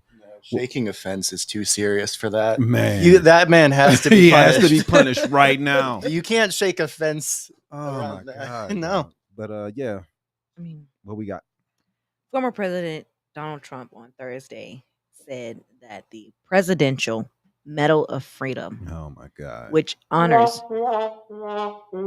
civilians, is actually much better than the Medal of Honor. Service members who receive the highest military decoration are often wounded and awarded is posthumously, right? Yeah. Trump praised Republican mega donor Miriam Alderson, whom he awarded the Presidential Medal of Freedom while in office during remarks at his golf club in Bedminster, New Jersey. Miriam I watched, he said, Miriam, I watched Sheldon Adelson, her late husband, sitting around proud in the White House when he gave Miriam the Presidential Medal of Freedom. That's the highest award you can get as a civilian. It's equivalent to the Congressional Medal of Honor, but civilian version. It's actually much better because everyone gets the Congressional Medal of Honor. That's soldiers. Right. They're either in very bad shape Or dead. because they've been hit so many times by bullets, or they're dead. Right. He's so simple. I don't know how that's gonna go over. He's so simple-minded, man. It's going over bad. The veterans are pissed. The veterans are hating. They are not liking what he just said. They pissed. Yeah, you gonna, man, dog, that's ridiculous. This man just laid his life on the line. That's the ultimate. And you talking about civilians is a better, not the ultimate. Civilian Medal of Honor, on, it's man. much better. I'm giving my life I up. had never heard about the Medal of Freedom. Man, I'm not gonna lie. a lot of people get it for doing different things and making. I think Obama gave one to Bill Russell. Just different people that's done things to move society forward. Okay. Bill was a big Most what he likely did. civil rights course, people. Civil rights. What did the mega donor do? Give him a lot of money. What did she do? Give him a lot of money. Right. That's all that matters. I don't know what she did, but the disrespect, man, to people that's laying their life on the line and losing limbs and acting like a civilian honor is bigger than the medal. That's ridiculous. Yeah, man. I think that's actually really It's poor crazy. taste. Right. It's crazy he would even say that. Right. But The civilian honor, it's much easier. It's man, much better. Get out of here, man. Than someone who put their life on the line. You do a for this really good country. Donald Trump. But let's not forget Donald Trump.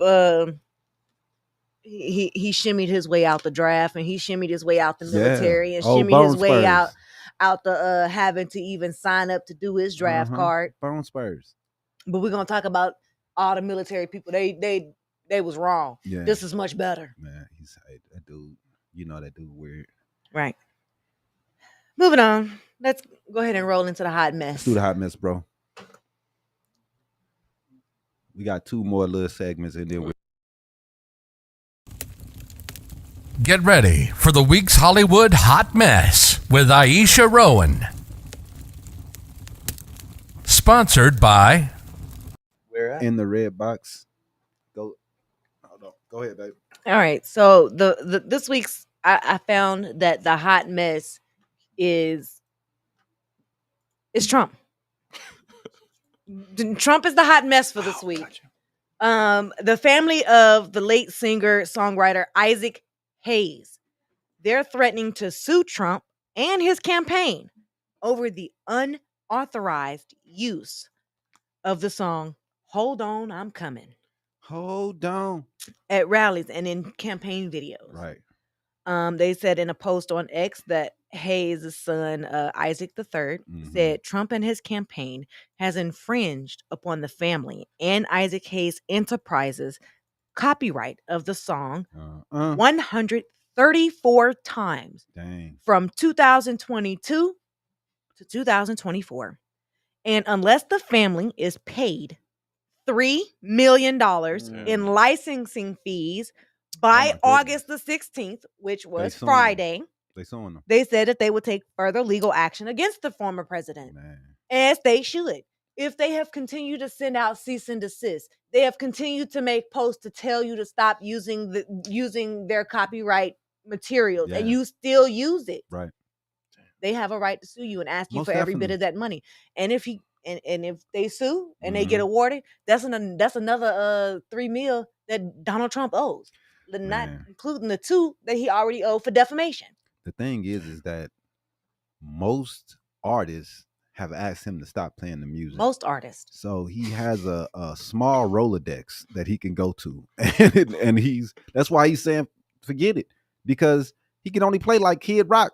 Right. Dude is like, man, I mean, he has no options out here.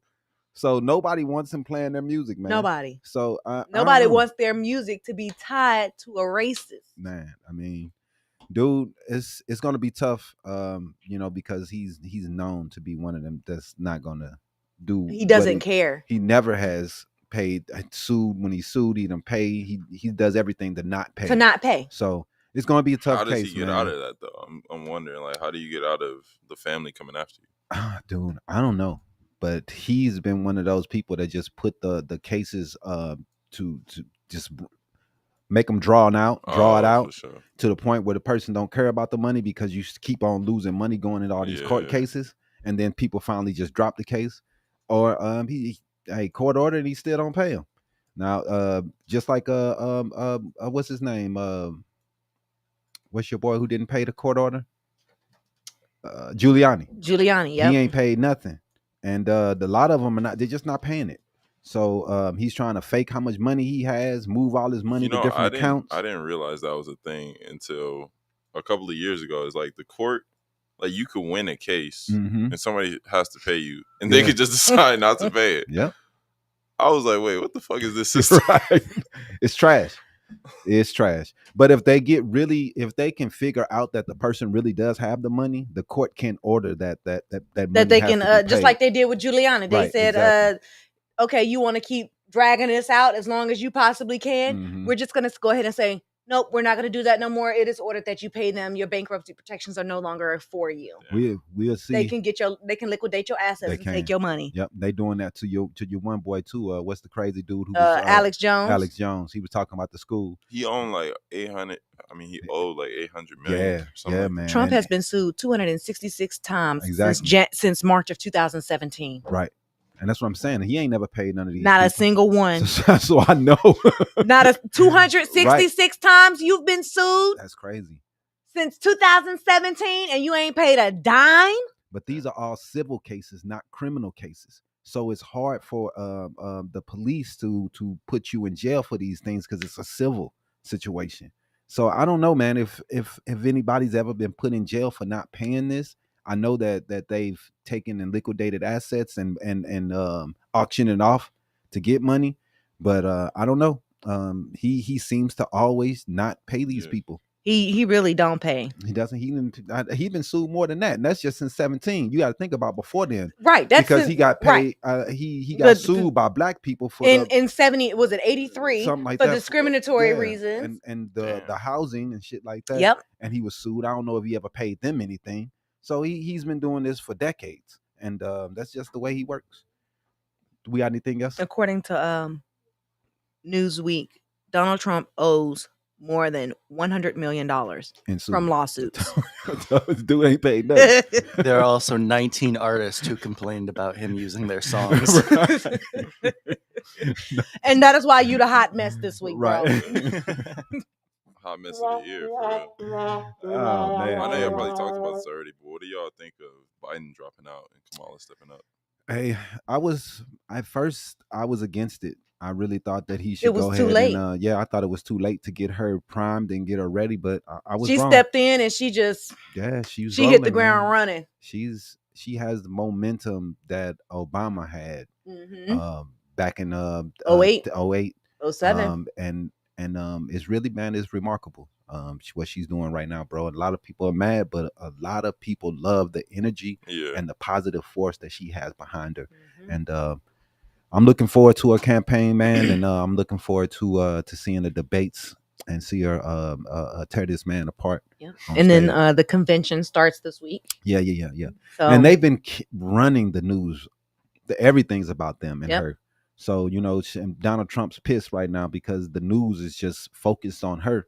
But y'all had y'all's chance with the RNC. Yeah. No, but what's crazy is over the past couple of years, even when Biden was president, I would still always hear about Trump on the news. Yeah, man. So I think this has been the inflection point where I'm hearing about Kamala way more. Yeah, now. man. She's because nobody want to talk about Biden. There's nothing to talk about. They just want to talk. They just want to say he old. He didn't bring the energy, man. It's hard he once was you too get laid old. back. He's too old. Too old, man. It's sorry. He's just too old, unfortunately. But what's the next one? Moving on. I don't think we have a segment for this one, but it's for hip hop news. Same thing. Beat King did pass away this week from a pulmonary embolism. Not many people know. That's scary stuff, man. Not many people know what a pulmonary embolism is. And for those that do not know, it is a serious medical condition that occurs when a blood clot, usually from deep veins in the legs, which is also known as deep vein thrombosis or DVT. It travels through the bloodstream and lodges in one of the arteries in the lungs. This blockage can obstruct flow to part of the lung, causing tissue damage and impairing the lungs' ability to provide oxygen to the rest of the body. And you said he was complaining about shortness of breath, and though the shortness of breath is definitely a symptom. Chest pain is a symptom. Leg pain is a symptom. It was a few other different things that could be ruled as symptoms, right? But these are the main ones that people don't look out for. And when you're not paying attention to those, things like PE and DVT can happen. Or if you are a person who has been known to have issues with DVT, then you need to monitor yourself more often than you would if you didn't. Right. And to me, it's just it's sad because it just goes back to, not a lot of us in our community go to the doctor to get checkups. And when you start to get that sick, you gotta roll, you gotta go, man. But you have those people that are like, well, fuck the doctors. Yeah, I know. Or I don't want to go to the doctor. I'm sick, but I don't trust the doctors. Yeah, nobody trusts them nowadays. Or you got people that's like, well, I don't like going to the doctor. Yeah. But you have a medical issue that requires you to go to the doctor. Right. No, and you gonna still not go? Yeah. I mean, it's unfortunate, man, but we do have it's just culturally in America, man, it's go to the doctor when it falls off. And we have to stop that, man. Yeah. When it starts hurting, go to the doctor. But it's the money. It costs too goddamn much. We saw Kamala trying to do some things to try to they say they can negotiate Medicare the can now Medicare. Go negotiate. Those things will help. But here's the thing. Single player, man. There's only 10 medications on that list that Medicare is able to negotiate I think prices they got for. the top 10. The top 10, which are the ones that are helping people with diabetes, with Farxiga, kidney issues, and some other chronic issues that a lot of people deal with. Yeah. And unfortunately, a lot of those issues are issues within our community because we don't go to the doctor. Right. We don't listen to the doctor. We don't want to do what the doctor tells us to do. And we don't eat right. Yeah, we don't eat right. We want to sit here and eat. Oh, I need me a big back plate. Yeah, I need me some neck bones and collard greens and some yams and some mac and cheese. It's got to be baked. Right. It's fast food. And living off this food, man, you got to stop yourself, man. I know it's hard, but man, shit, I've cut out sugars. I eat sugar once a week now. We've cut out pork. We've cut out beef. Oh, we cut out pork. I lost 10 pounds. Like, dog, you have to think to yourself, man. You can't. Bacon ain't all of what it's supposed to be. You want to live? You want to have a good sandwich, man. God dang, dog. You could cut yourself to once a week to eating something good. The rest of the week, take the time to eat something. It used to be you would go to a fancy restaurant or you would go to fast food when we were kids. Yeah. It was a luxury. Right. That's right. It was a luxury. I'm young and that was the same thing. What was we told when we were growing? We got that at home. Exactly. They're not doing that anymore. People just going to get fast food. They just go to fast food. Yeah. Go to McDonald's. But now you're going to spend more at McDonald's to feed a family of 6 than you would just to go to the grocery store and pick a meal. This year has been slowing down. You've been hearing them talking about it because people can't afford it. And yeah, it's probably this year a good the grocery has been crazy.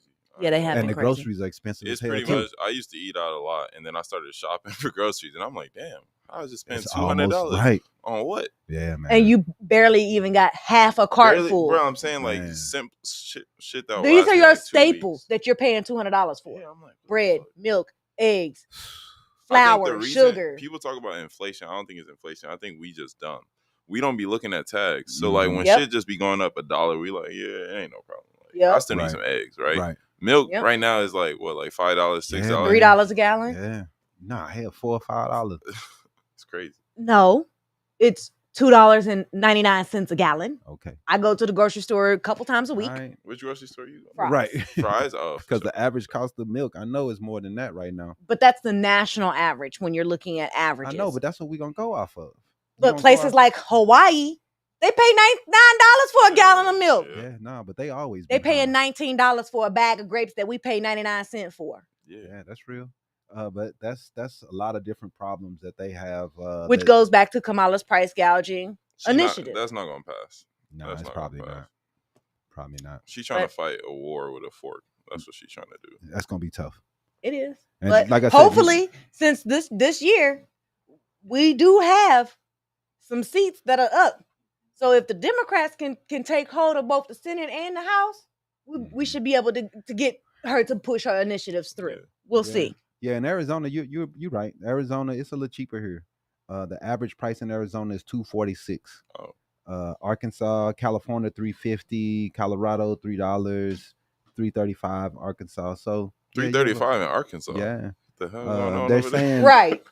it was $4.03 last year about this time, about $4. It was. So it has went down a little decrease on that. That's on good. that. Last year, a dozen eggs was like $7, $8. Yeah, when we was going through the COVID stuff, and that's what I hate talking to people online. They try to act like, oh, just Joe Biden. He just did this. No, come on, bro. Let's stop being stupid. We were in COVID. We had a lot of issues with productivity. Mm-hmm. We had a lot of issues With supply. With supply. We had a lot of issues with the warehouse getting. We had a lot of issues with trucking. We had a lot of issues with cargo sitting on the ocean for weeks and weeks and months. We couldn't even get our products from China and other places. The world was locked down. Yeah. It's gonna take a few years to get the productivity going back to normal. But that also goes to show that Americans were fucking retarded. Because a lot yes, I'm going there. Oh, man. Because we are the ones that took our companies Mhm. and moved them overseas because of cheaper labor, because of cheaper taxes. Well, And now they always trying to save $1. That's what they do. And now y'all like, oh, well, we should have more American-made products. Right. No shit. No shit. I did see one thing though. They is giving Texas Instrument like $1.6 billion to build more chip factories here in America. That's pretty dope, man. You seen that after the formula shortage, they decided that quick, fast, in a hurry that Abbott needs to have homegrown facilities for a formula. Man, that's why Hawaii is messed up, because they don't grow anything like they used to. Yep. And everything is imported. Yep. So that's why 90% costs so much money. of their food that they purchase imported. is imported. So everything's high as hell. Like, why don't y'all have cows? I don't understand. Right. What the hell is going on? Y'all don't have cows, pigs, and horses? Don't bring me milk. Just bring me like 9 cows, bro. For real. I'll learn how to milk that bitch. For real. I don't know what they own. But what's anyway, the next one? Michael Rubin has apologized Yeah. for comments made about the Black community during an appearance on the Breakfast Club on I want to know what Thursday. he said. I saw the apology, but I want to know what did he say. While discussing a wide range of topics, like admitting that he banned Not Like Us to be played at his annual Independence Day party. Yeah. The subject of Meek Mill's relationship with Diddy and the harassment that he received on social media came up. He said, number one, if people want to be gay, it's 2024. Who the fuck cares? That's real. Number two, there's not a gay bone in Meek's body. So why do people want to lie about that? Why do people want to change the narrative of a bet he made with me to hurt him? Referring to a clip of the Philadelphia rapper doing bunny hops on a tennis court after losing a bet. That is one of the things I learned about, look, I'm just going to be blunt because that's just me. He said, it's one thing I've learned about Black culture that I don't like is that Blacks hate on hate. What the fuck did that mean? I don't really know. I took it as We hate if, in the sense of like the Kendrick Lamar versus Drake incident, right? Or the Ace of Wings incident. All the people was hating on him, right? Yeah. Black people hated on that hate. They didn't like it, or they fed into it. Oh, there you go. They feed into the there you hate go. is what he's saying. That's what he's saying. Yes, he's there. We do We feed off of We definitely negativity. feed Oh, off yeah, negativity yeah. in this kind. And but the problem He right. was Is that he a black right. thing or is that an American thing? That seems like It's such a first world thing. Dog, yeah, that's like such a we huge are- culture we- thing. No, it's not even a first world thing because Nigerians do that too. Yeah, So Nigerians are super critical of everything. Yeah. Like it's impossible to be good Right. out there. but I do think that we can sometimes be extra tough on ourselves. But we I'm don't not- want nobody else to be tough I'm on not us. saying that the world isn't tough, but just like how they just demolished the old girl from the Olympics the other day, Right. I probably would have jumped off Who? something by now. Old girl who did the From Ray Gun. Ray Gun. But you know, she came out with a statement and said, "Can y'all please stop?" Yeah, man, they killing her. It's so embarrassing for her. Like she's so But she embarrassed. shouldn't have went out there and did them damn dances. But that's She went out besides there the and point. did them goddamn Right. kangaroo You should have hops. at least watched Breaking before you went out there, dog. Did you watch any Breaking movies at all? None. But anyway, it's To when be he a had to- hip hop professor. he had to apologize because someone called him and said, "Hey, it's not up to you to really talk about the black culture right. like that. People are going to be upset." And he's right about that. It's not for him to talk about black culture. But at the same time, man, like first thing I said is the way they doing Diddy is crazy. I mean, they already got a saying for this man. No right Diddy. Now. I mean, No Diddy. it's going to be for probably the rest of our lives. Hold on, it's wait. gonna exist. Not just do they have no Diddy. Tubi came out with a documentary that said the downfall of Diddy. I mean, Yeah. there's already so many of those. Right. Well, I But never liked Diddy, so I'm glad. This is going on. I ain't gonna lie.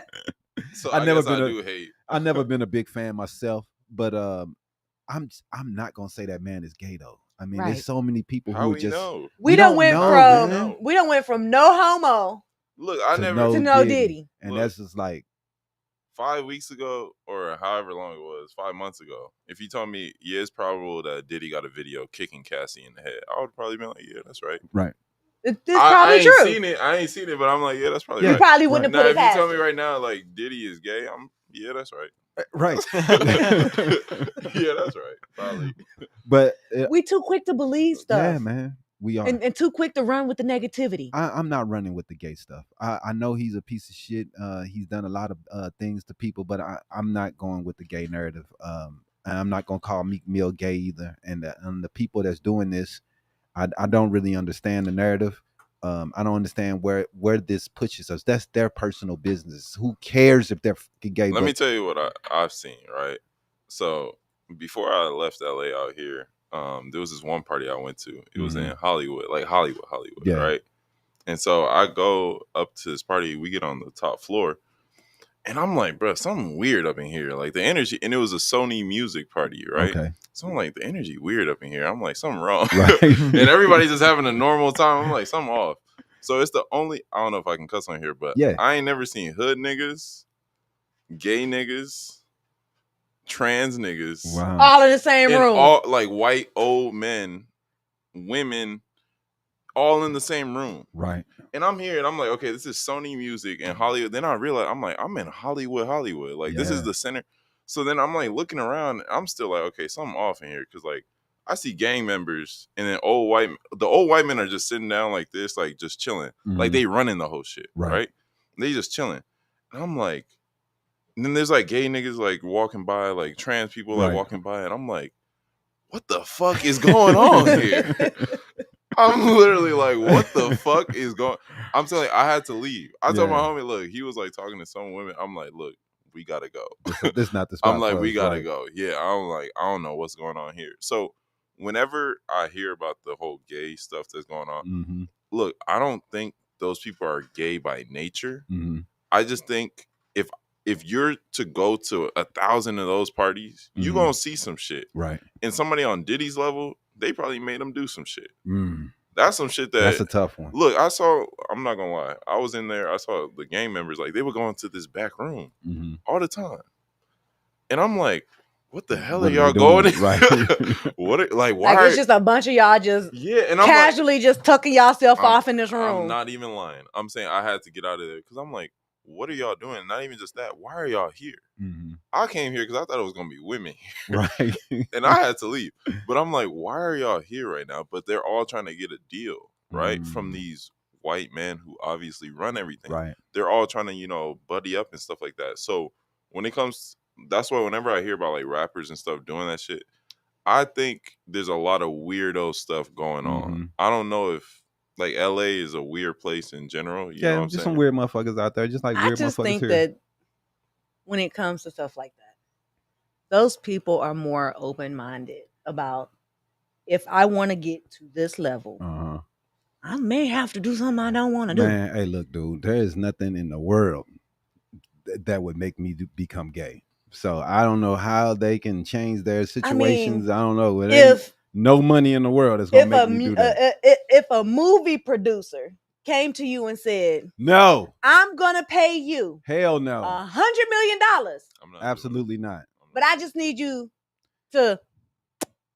kiss a man on I'm screen. gonna be like, how did it don't have to be no tongue. Acting, that's different. Right, that's what I'm saying. That's why I'm saying, like in Hollywood and LA, that's why I feel like those people are a little bit more open-minded, because they're like, I can make money off of doing that. I'm saying even they'll make you change your whole persona. Like they'll tell you, oh, I know you're a gangster and everything, but I need you to act like you a rock boy band or something like that, and like wear all this face paint on your shit and like start dressing like a rock star. And if you do that, that's your decision. Right. But like it starts like that, you know what I'm saying? Right. Like first you got to change your whole image. Right. Then you got to like pose for this brand and stuff like that. Then they might have you in a party and like, oh, you got to do such and such or else we ain't releasing your album. He was already gay. Right. They just brought it out. At that point, the person already knew he was he was already curious. They just so he just like, right, because I'll try it. There's no way in the world. I already wanted to. His soul already gone. He like fuck it. Right. Something I could think of. But let's do the sports real fast before we can get up out of here, man.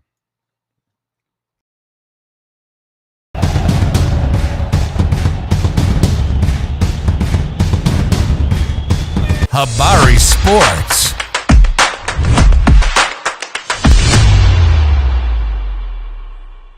So there you go. We're gonna talk about the Olympic boxer Amani Khalif. And she was a standout athlete from Algeria. She was basically the person that they put out was a biological man, and everybody flipped out and thought she had a penis. So J.K. Rowling, Elon Musk, and are a couple of people that's being sued. I also heard her talking about Trump. I don't know if she's going to sue Trump, but she ain't gonna pay you anyway. But right, we already know he ain't gonna pay.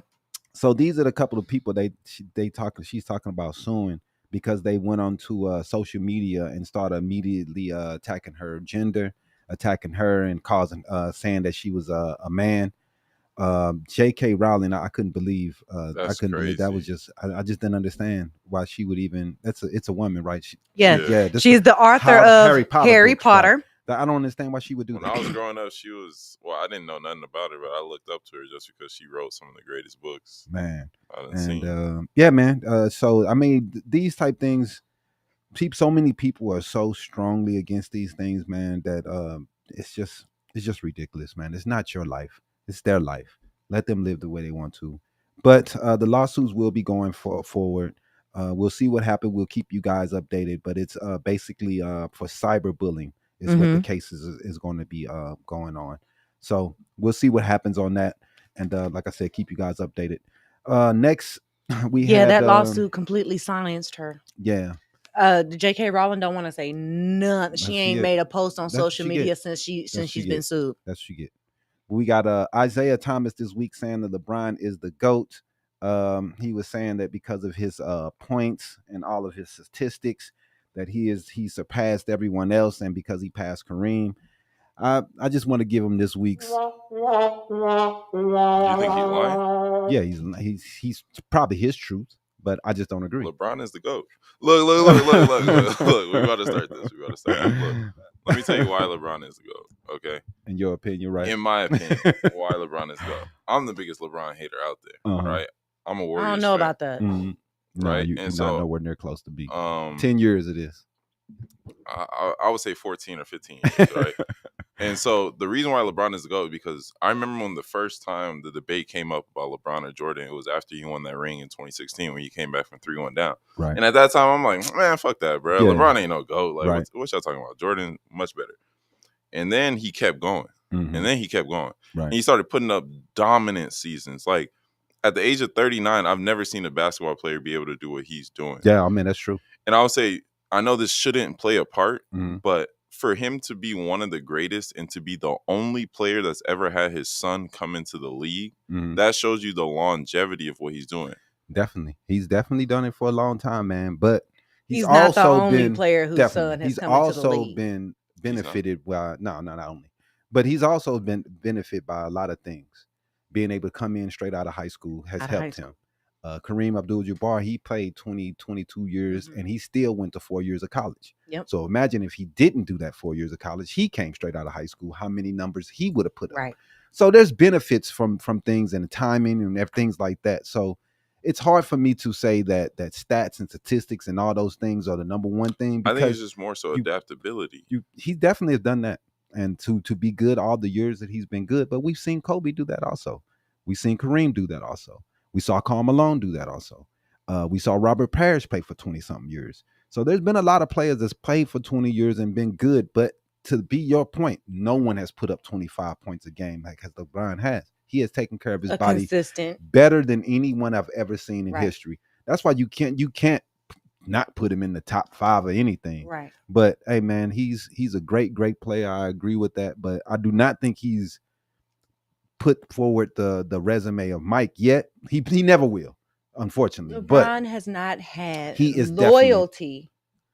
The to a team specific things team. that those things have hurt him. That's true. Those are the That's things true. that's hurt him. The loyalty thing has hurt him. He's not had a specific to Mhm. his right hand Right. like Mike Right, had Mike. Pippen. Right. Yeah. Those things can hurt. It sometimes people try to use that against Mike now because he's never won without Pippen.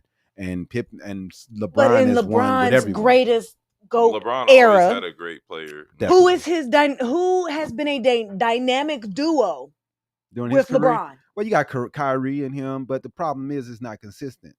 Right. His dynamic duo, he has no loyalty to it. Right. He's gonna not leave that person. he's not Right. He left D-Wade. Right. He left, Right. He Kyrie left left them all. AD. Who haven't So- traded. He bounced out on everybody. I think the way I look at it with LeBron is more so like this season, right? He averaged like 41% from 3. Yeah. And he used to be a terrible Terrible. 3-point shooter. Terrible. And so what I mean by the game adaptability has is that evolved. Yeah. he's evolved He with the game. He He's definitely like has. LeBron is like the Drake of the NBA. Mhm. What I mean by that is like he's still here, and you like, damn, like how are you still here? Right. You know what I'm saying? Drake But, has done that too. you know, but they keep adapting Yeah. with the game because they just stay on top of it. Mhm. Yeah, that's what makes him great. I definitely agree with that. I don't man. think he's undisputed the GOAT, but I think Mhm. if he carries on the way he's going for 1 or 2 more seasons, yeah.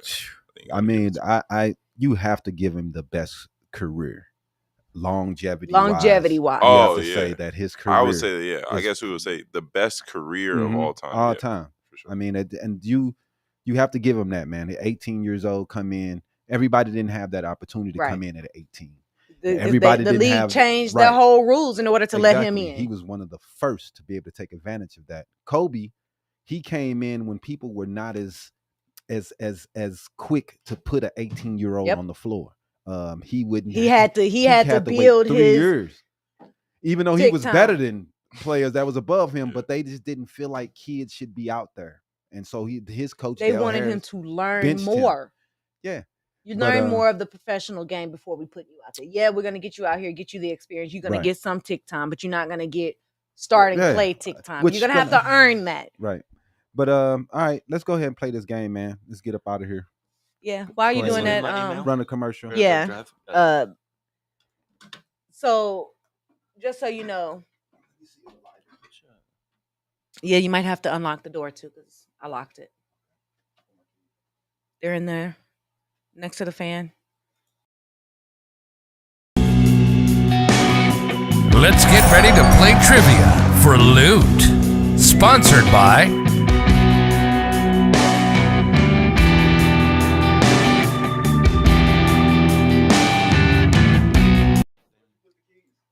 They should be next to the fan right there. Oh, so Demi did something with them. All right. So in the trivia, Sponsored by. Mama Soul's Fish and Chicken. All right, y'all. So are you craving some authentic soul food that hits the spot every time? Look no further than Mama Soul's Fish and Chicken. located right here in Phoenix on Greenway and 19th Avenue. And they also have a new spot in Mesa on Main Street. Mama Soul's brings the taste of St. Louis to your plate with mouth-watering dishes that'll make you feel right at home. From their tender and crispy chicken wings to the succulent catfish and savory cornbread. And the greens are just like Mama used to make. They've got something for everyone. Don't forget to try their juicy shrimp and more delicious treats that are sure to satisfy your soul food cravings, whether you're dining in, taking out, or catering for a special occasion. Mama Soul's has got you covered. So why wait? Swing by Mama Soul's Fish and Chicken today and let your taste buds dance to the flavor of the best soul food in town. You see it? Mama Soul's Fish and Chicken, where every bite is like a warm hug from home. Is it not letting you bring it up? No, it's stuck processing. I'm trying to get it in here and try that. You have it on It your should be that computer, first right? one, yeah. Oh, I just got it. Okay. It just All right. Let's do it. We can get up out of here. All right. So again, we got a total of 10 questions. Yep. If you get 7 out of 10 correct, you get a Habari Entertainment t-shirt. Let's go. All right. The first question is, who is known as the Love Doctor and has authored several books on relationships, including the 5 love languages? What's crazy is I have this book. I have no idea what the author's name is.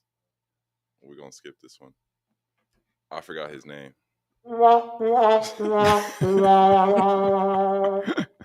His name is Gary Chapman. Oh, I never heard of him. I need to read more of these self-help books.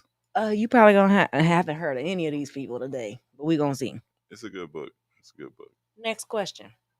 Which dating coach is famous for her book, Why Men Love Bitches? What? Which offers advice on how to create healthy relationships. We got to skip this one. I know the book. I have never looked at who the author was. Her name is Sherry Argrove. We would have been here all day. Shit. I know the book though. I've seen it. Never read it. What dating coach and relationship expert is the author of The Rules, Time-Tested Secrets for Capturing the Heart of Mr. Right? Is it Matthew Hussey? No, it is not. Nah.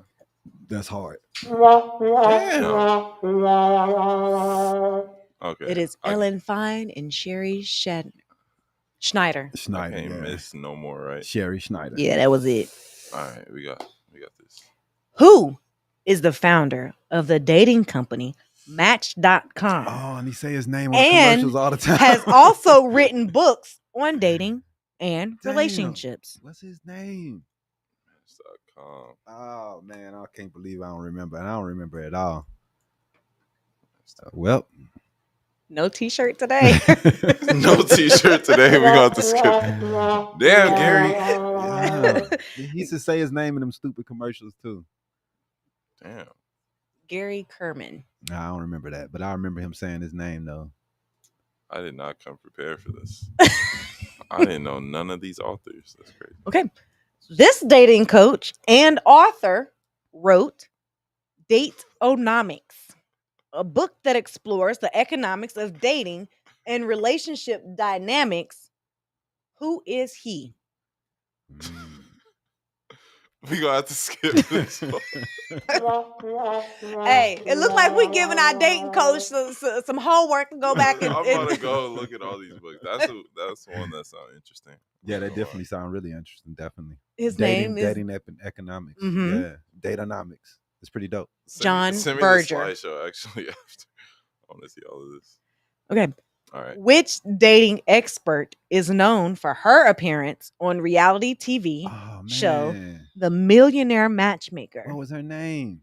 I remember what she looked like. Kim I forget her Kardashian. name. Nah. I forget her name. Patty Stanger. Patty Stanger. I remember she was a dark-haired lady, older. Mhm. I remember. Okay. Y'all got me in the worst way. That's crazy. What dating coach known for his the Art of Charm podcast offers advice on social dynamics and improving personal relationships. The Art of Charm. The Art of Charm. Do I get like hints on this? Do we do like, you know how Nope. Who Wants to Be a Millionaire? We need to though. You know, like Yeah, one of these days I'm gonna bring back my letting you call somebody. Yeah. letting you call somebody. But now, nope. We got to skip this one, man. Jordan Harbinger. Shit's hard, man. You got some hard questions. I don't know today. about the authors. None of these. Yeah, This psychologist and relationship expert is the author of Attached, the new science of adult attachment and how it can help you find and keep love. Who is she? Dang. Attached. What's crazy is I know this book. Huh. That's tough. Mm. Yeah, I remember old Patty Sanger. I know this book.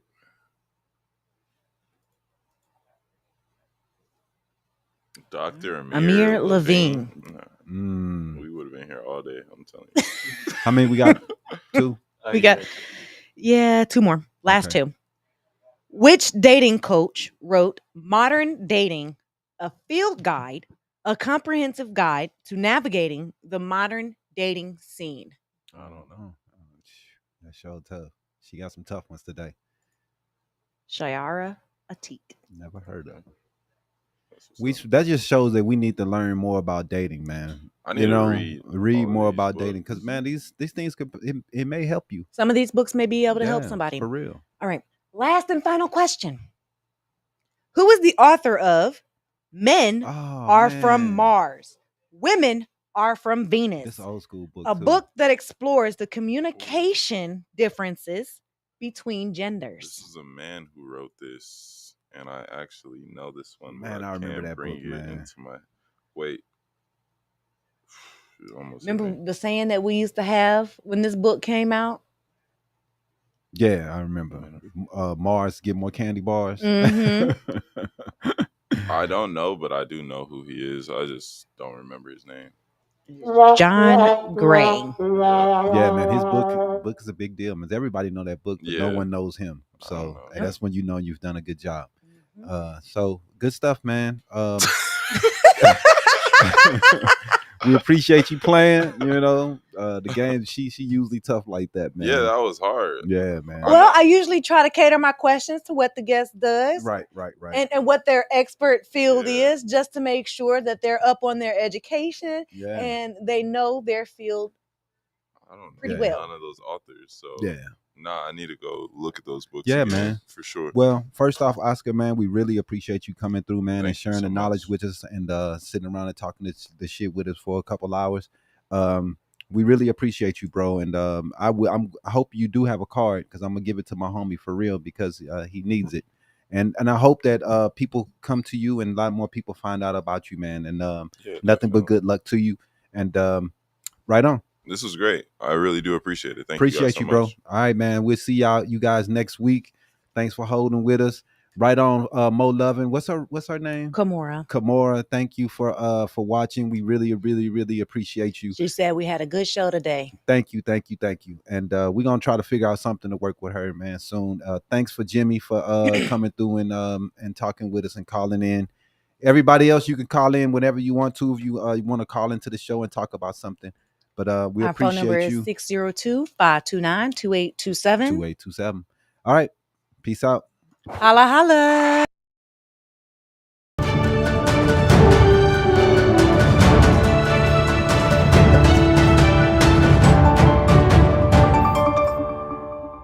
Show will be on an hour for sure. Okay.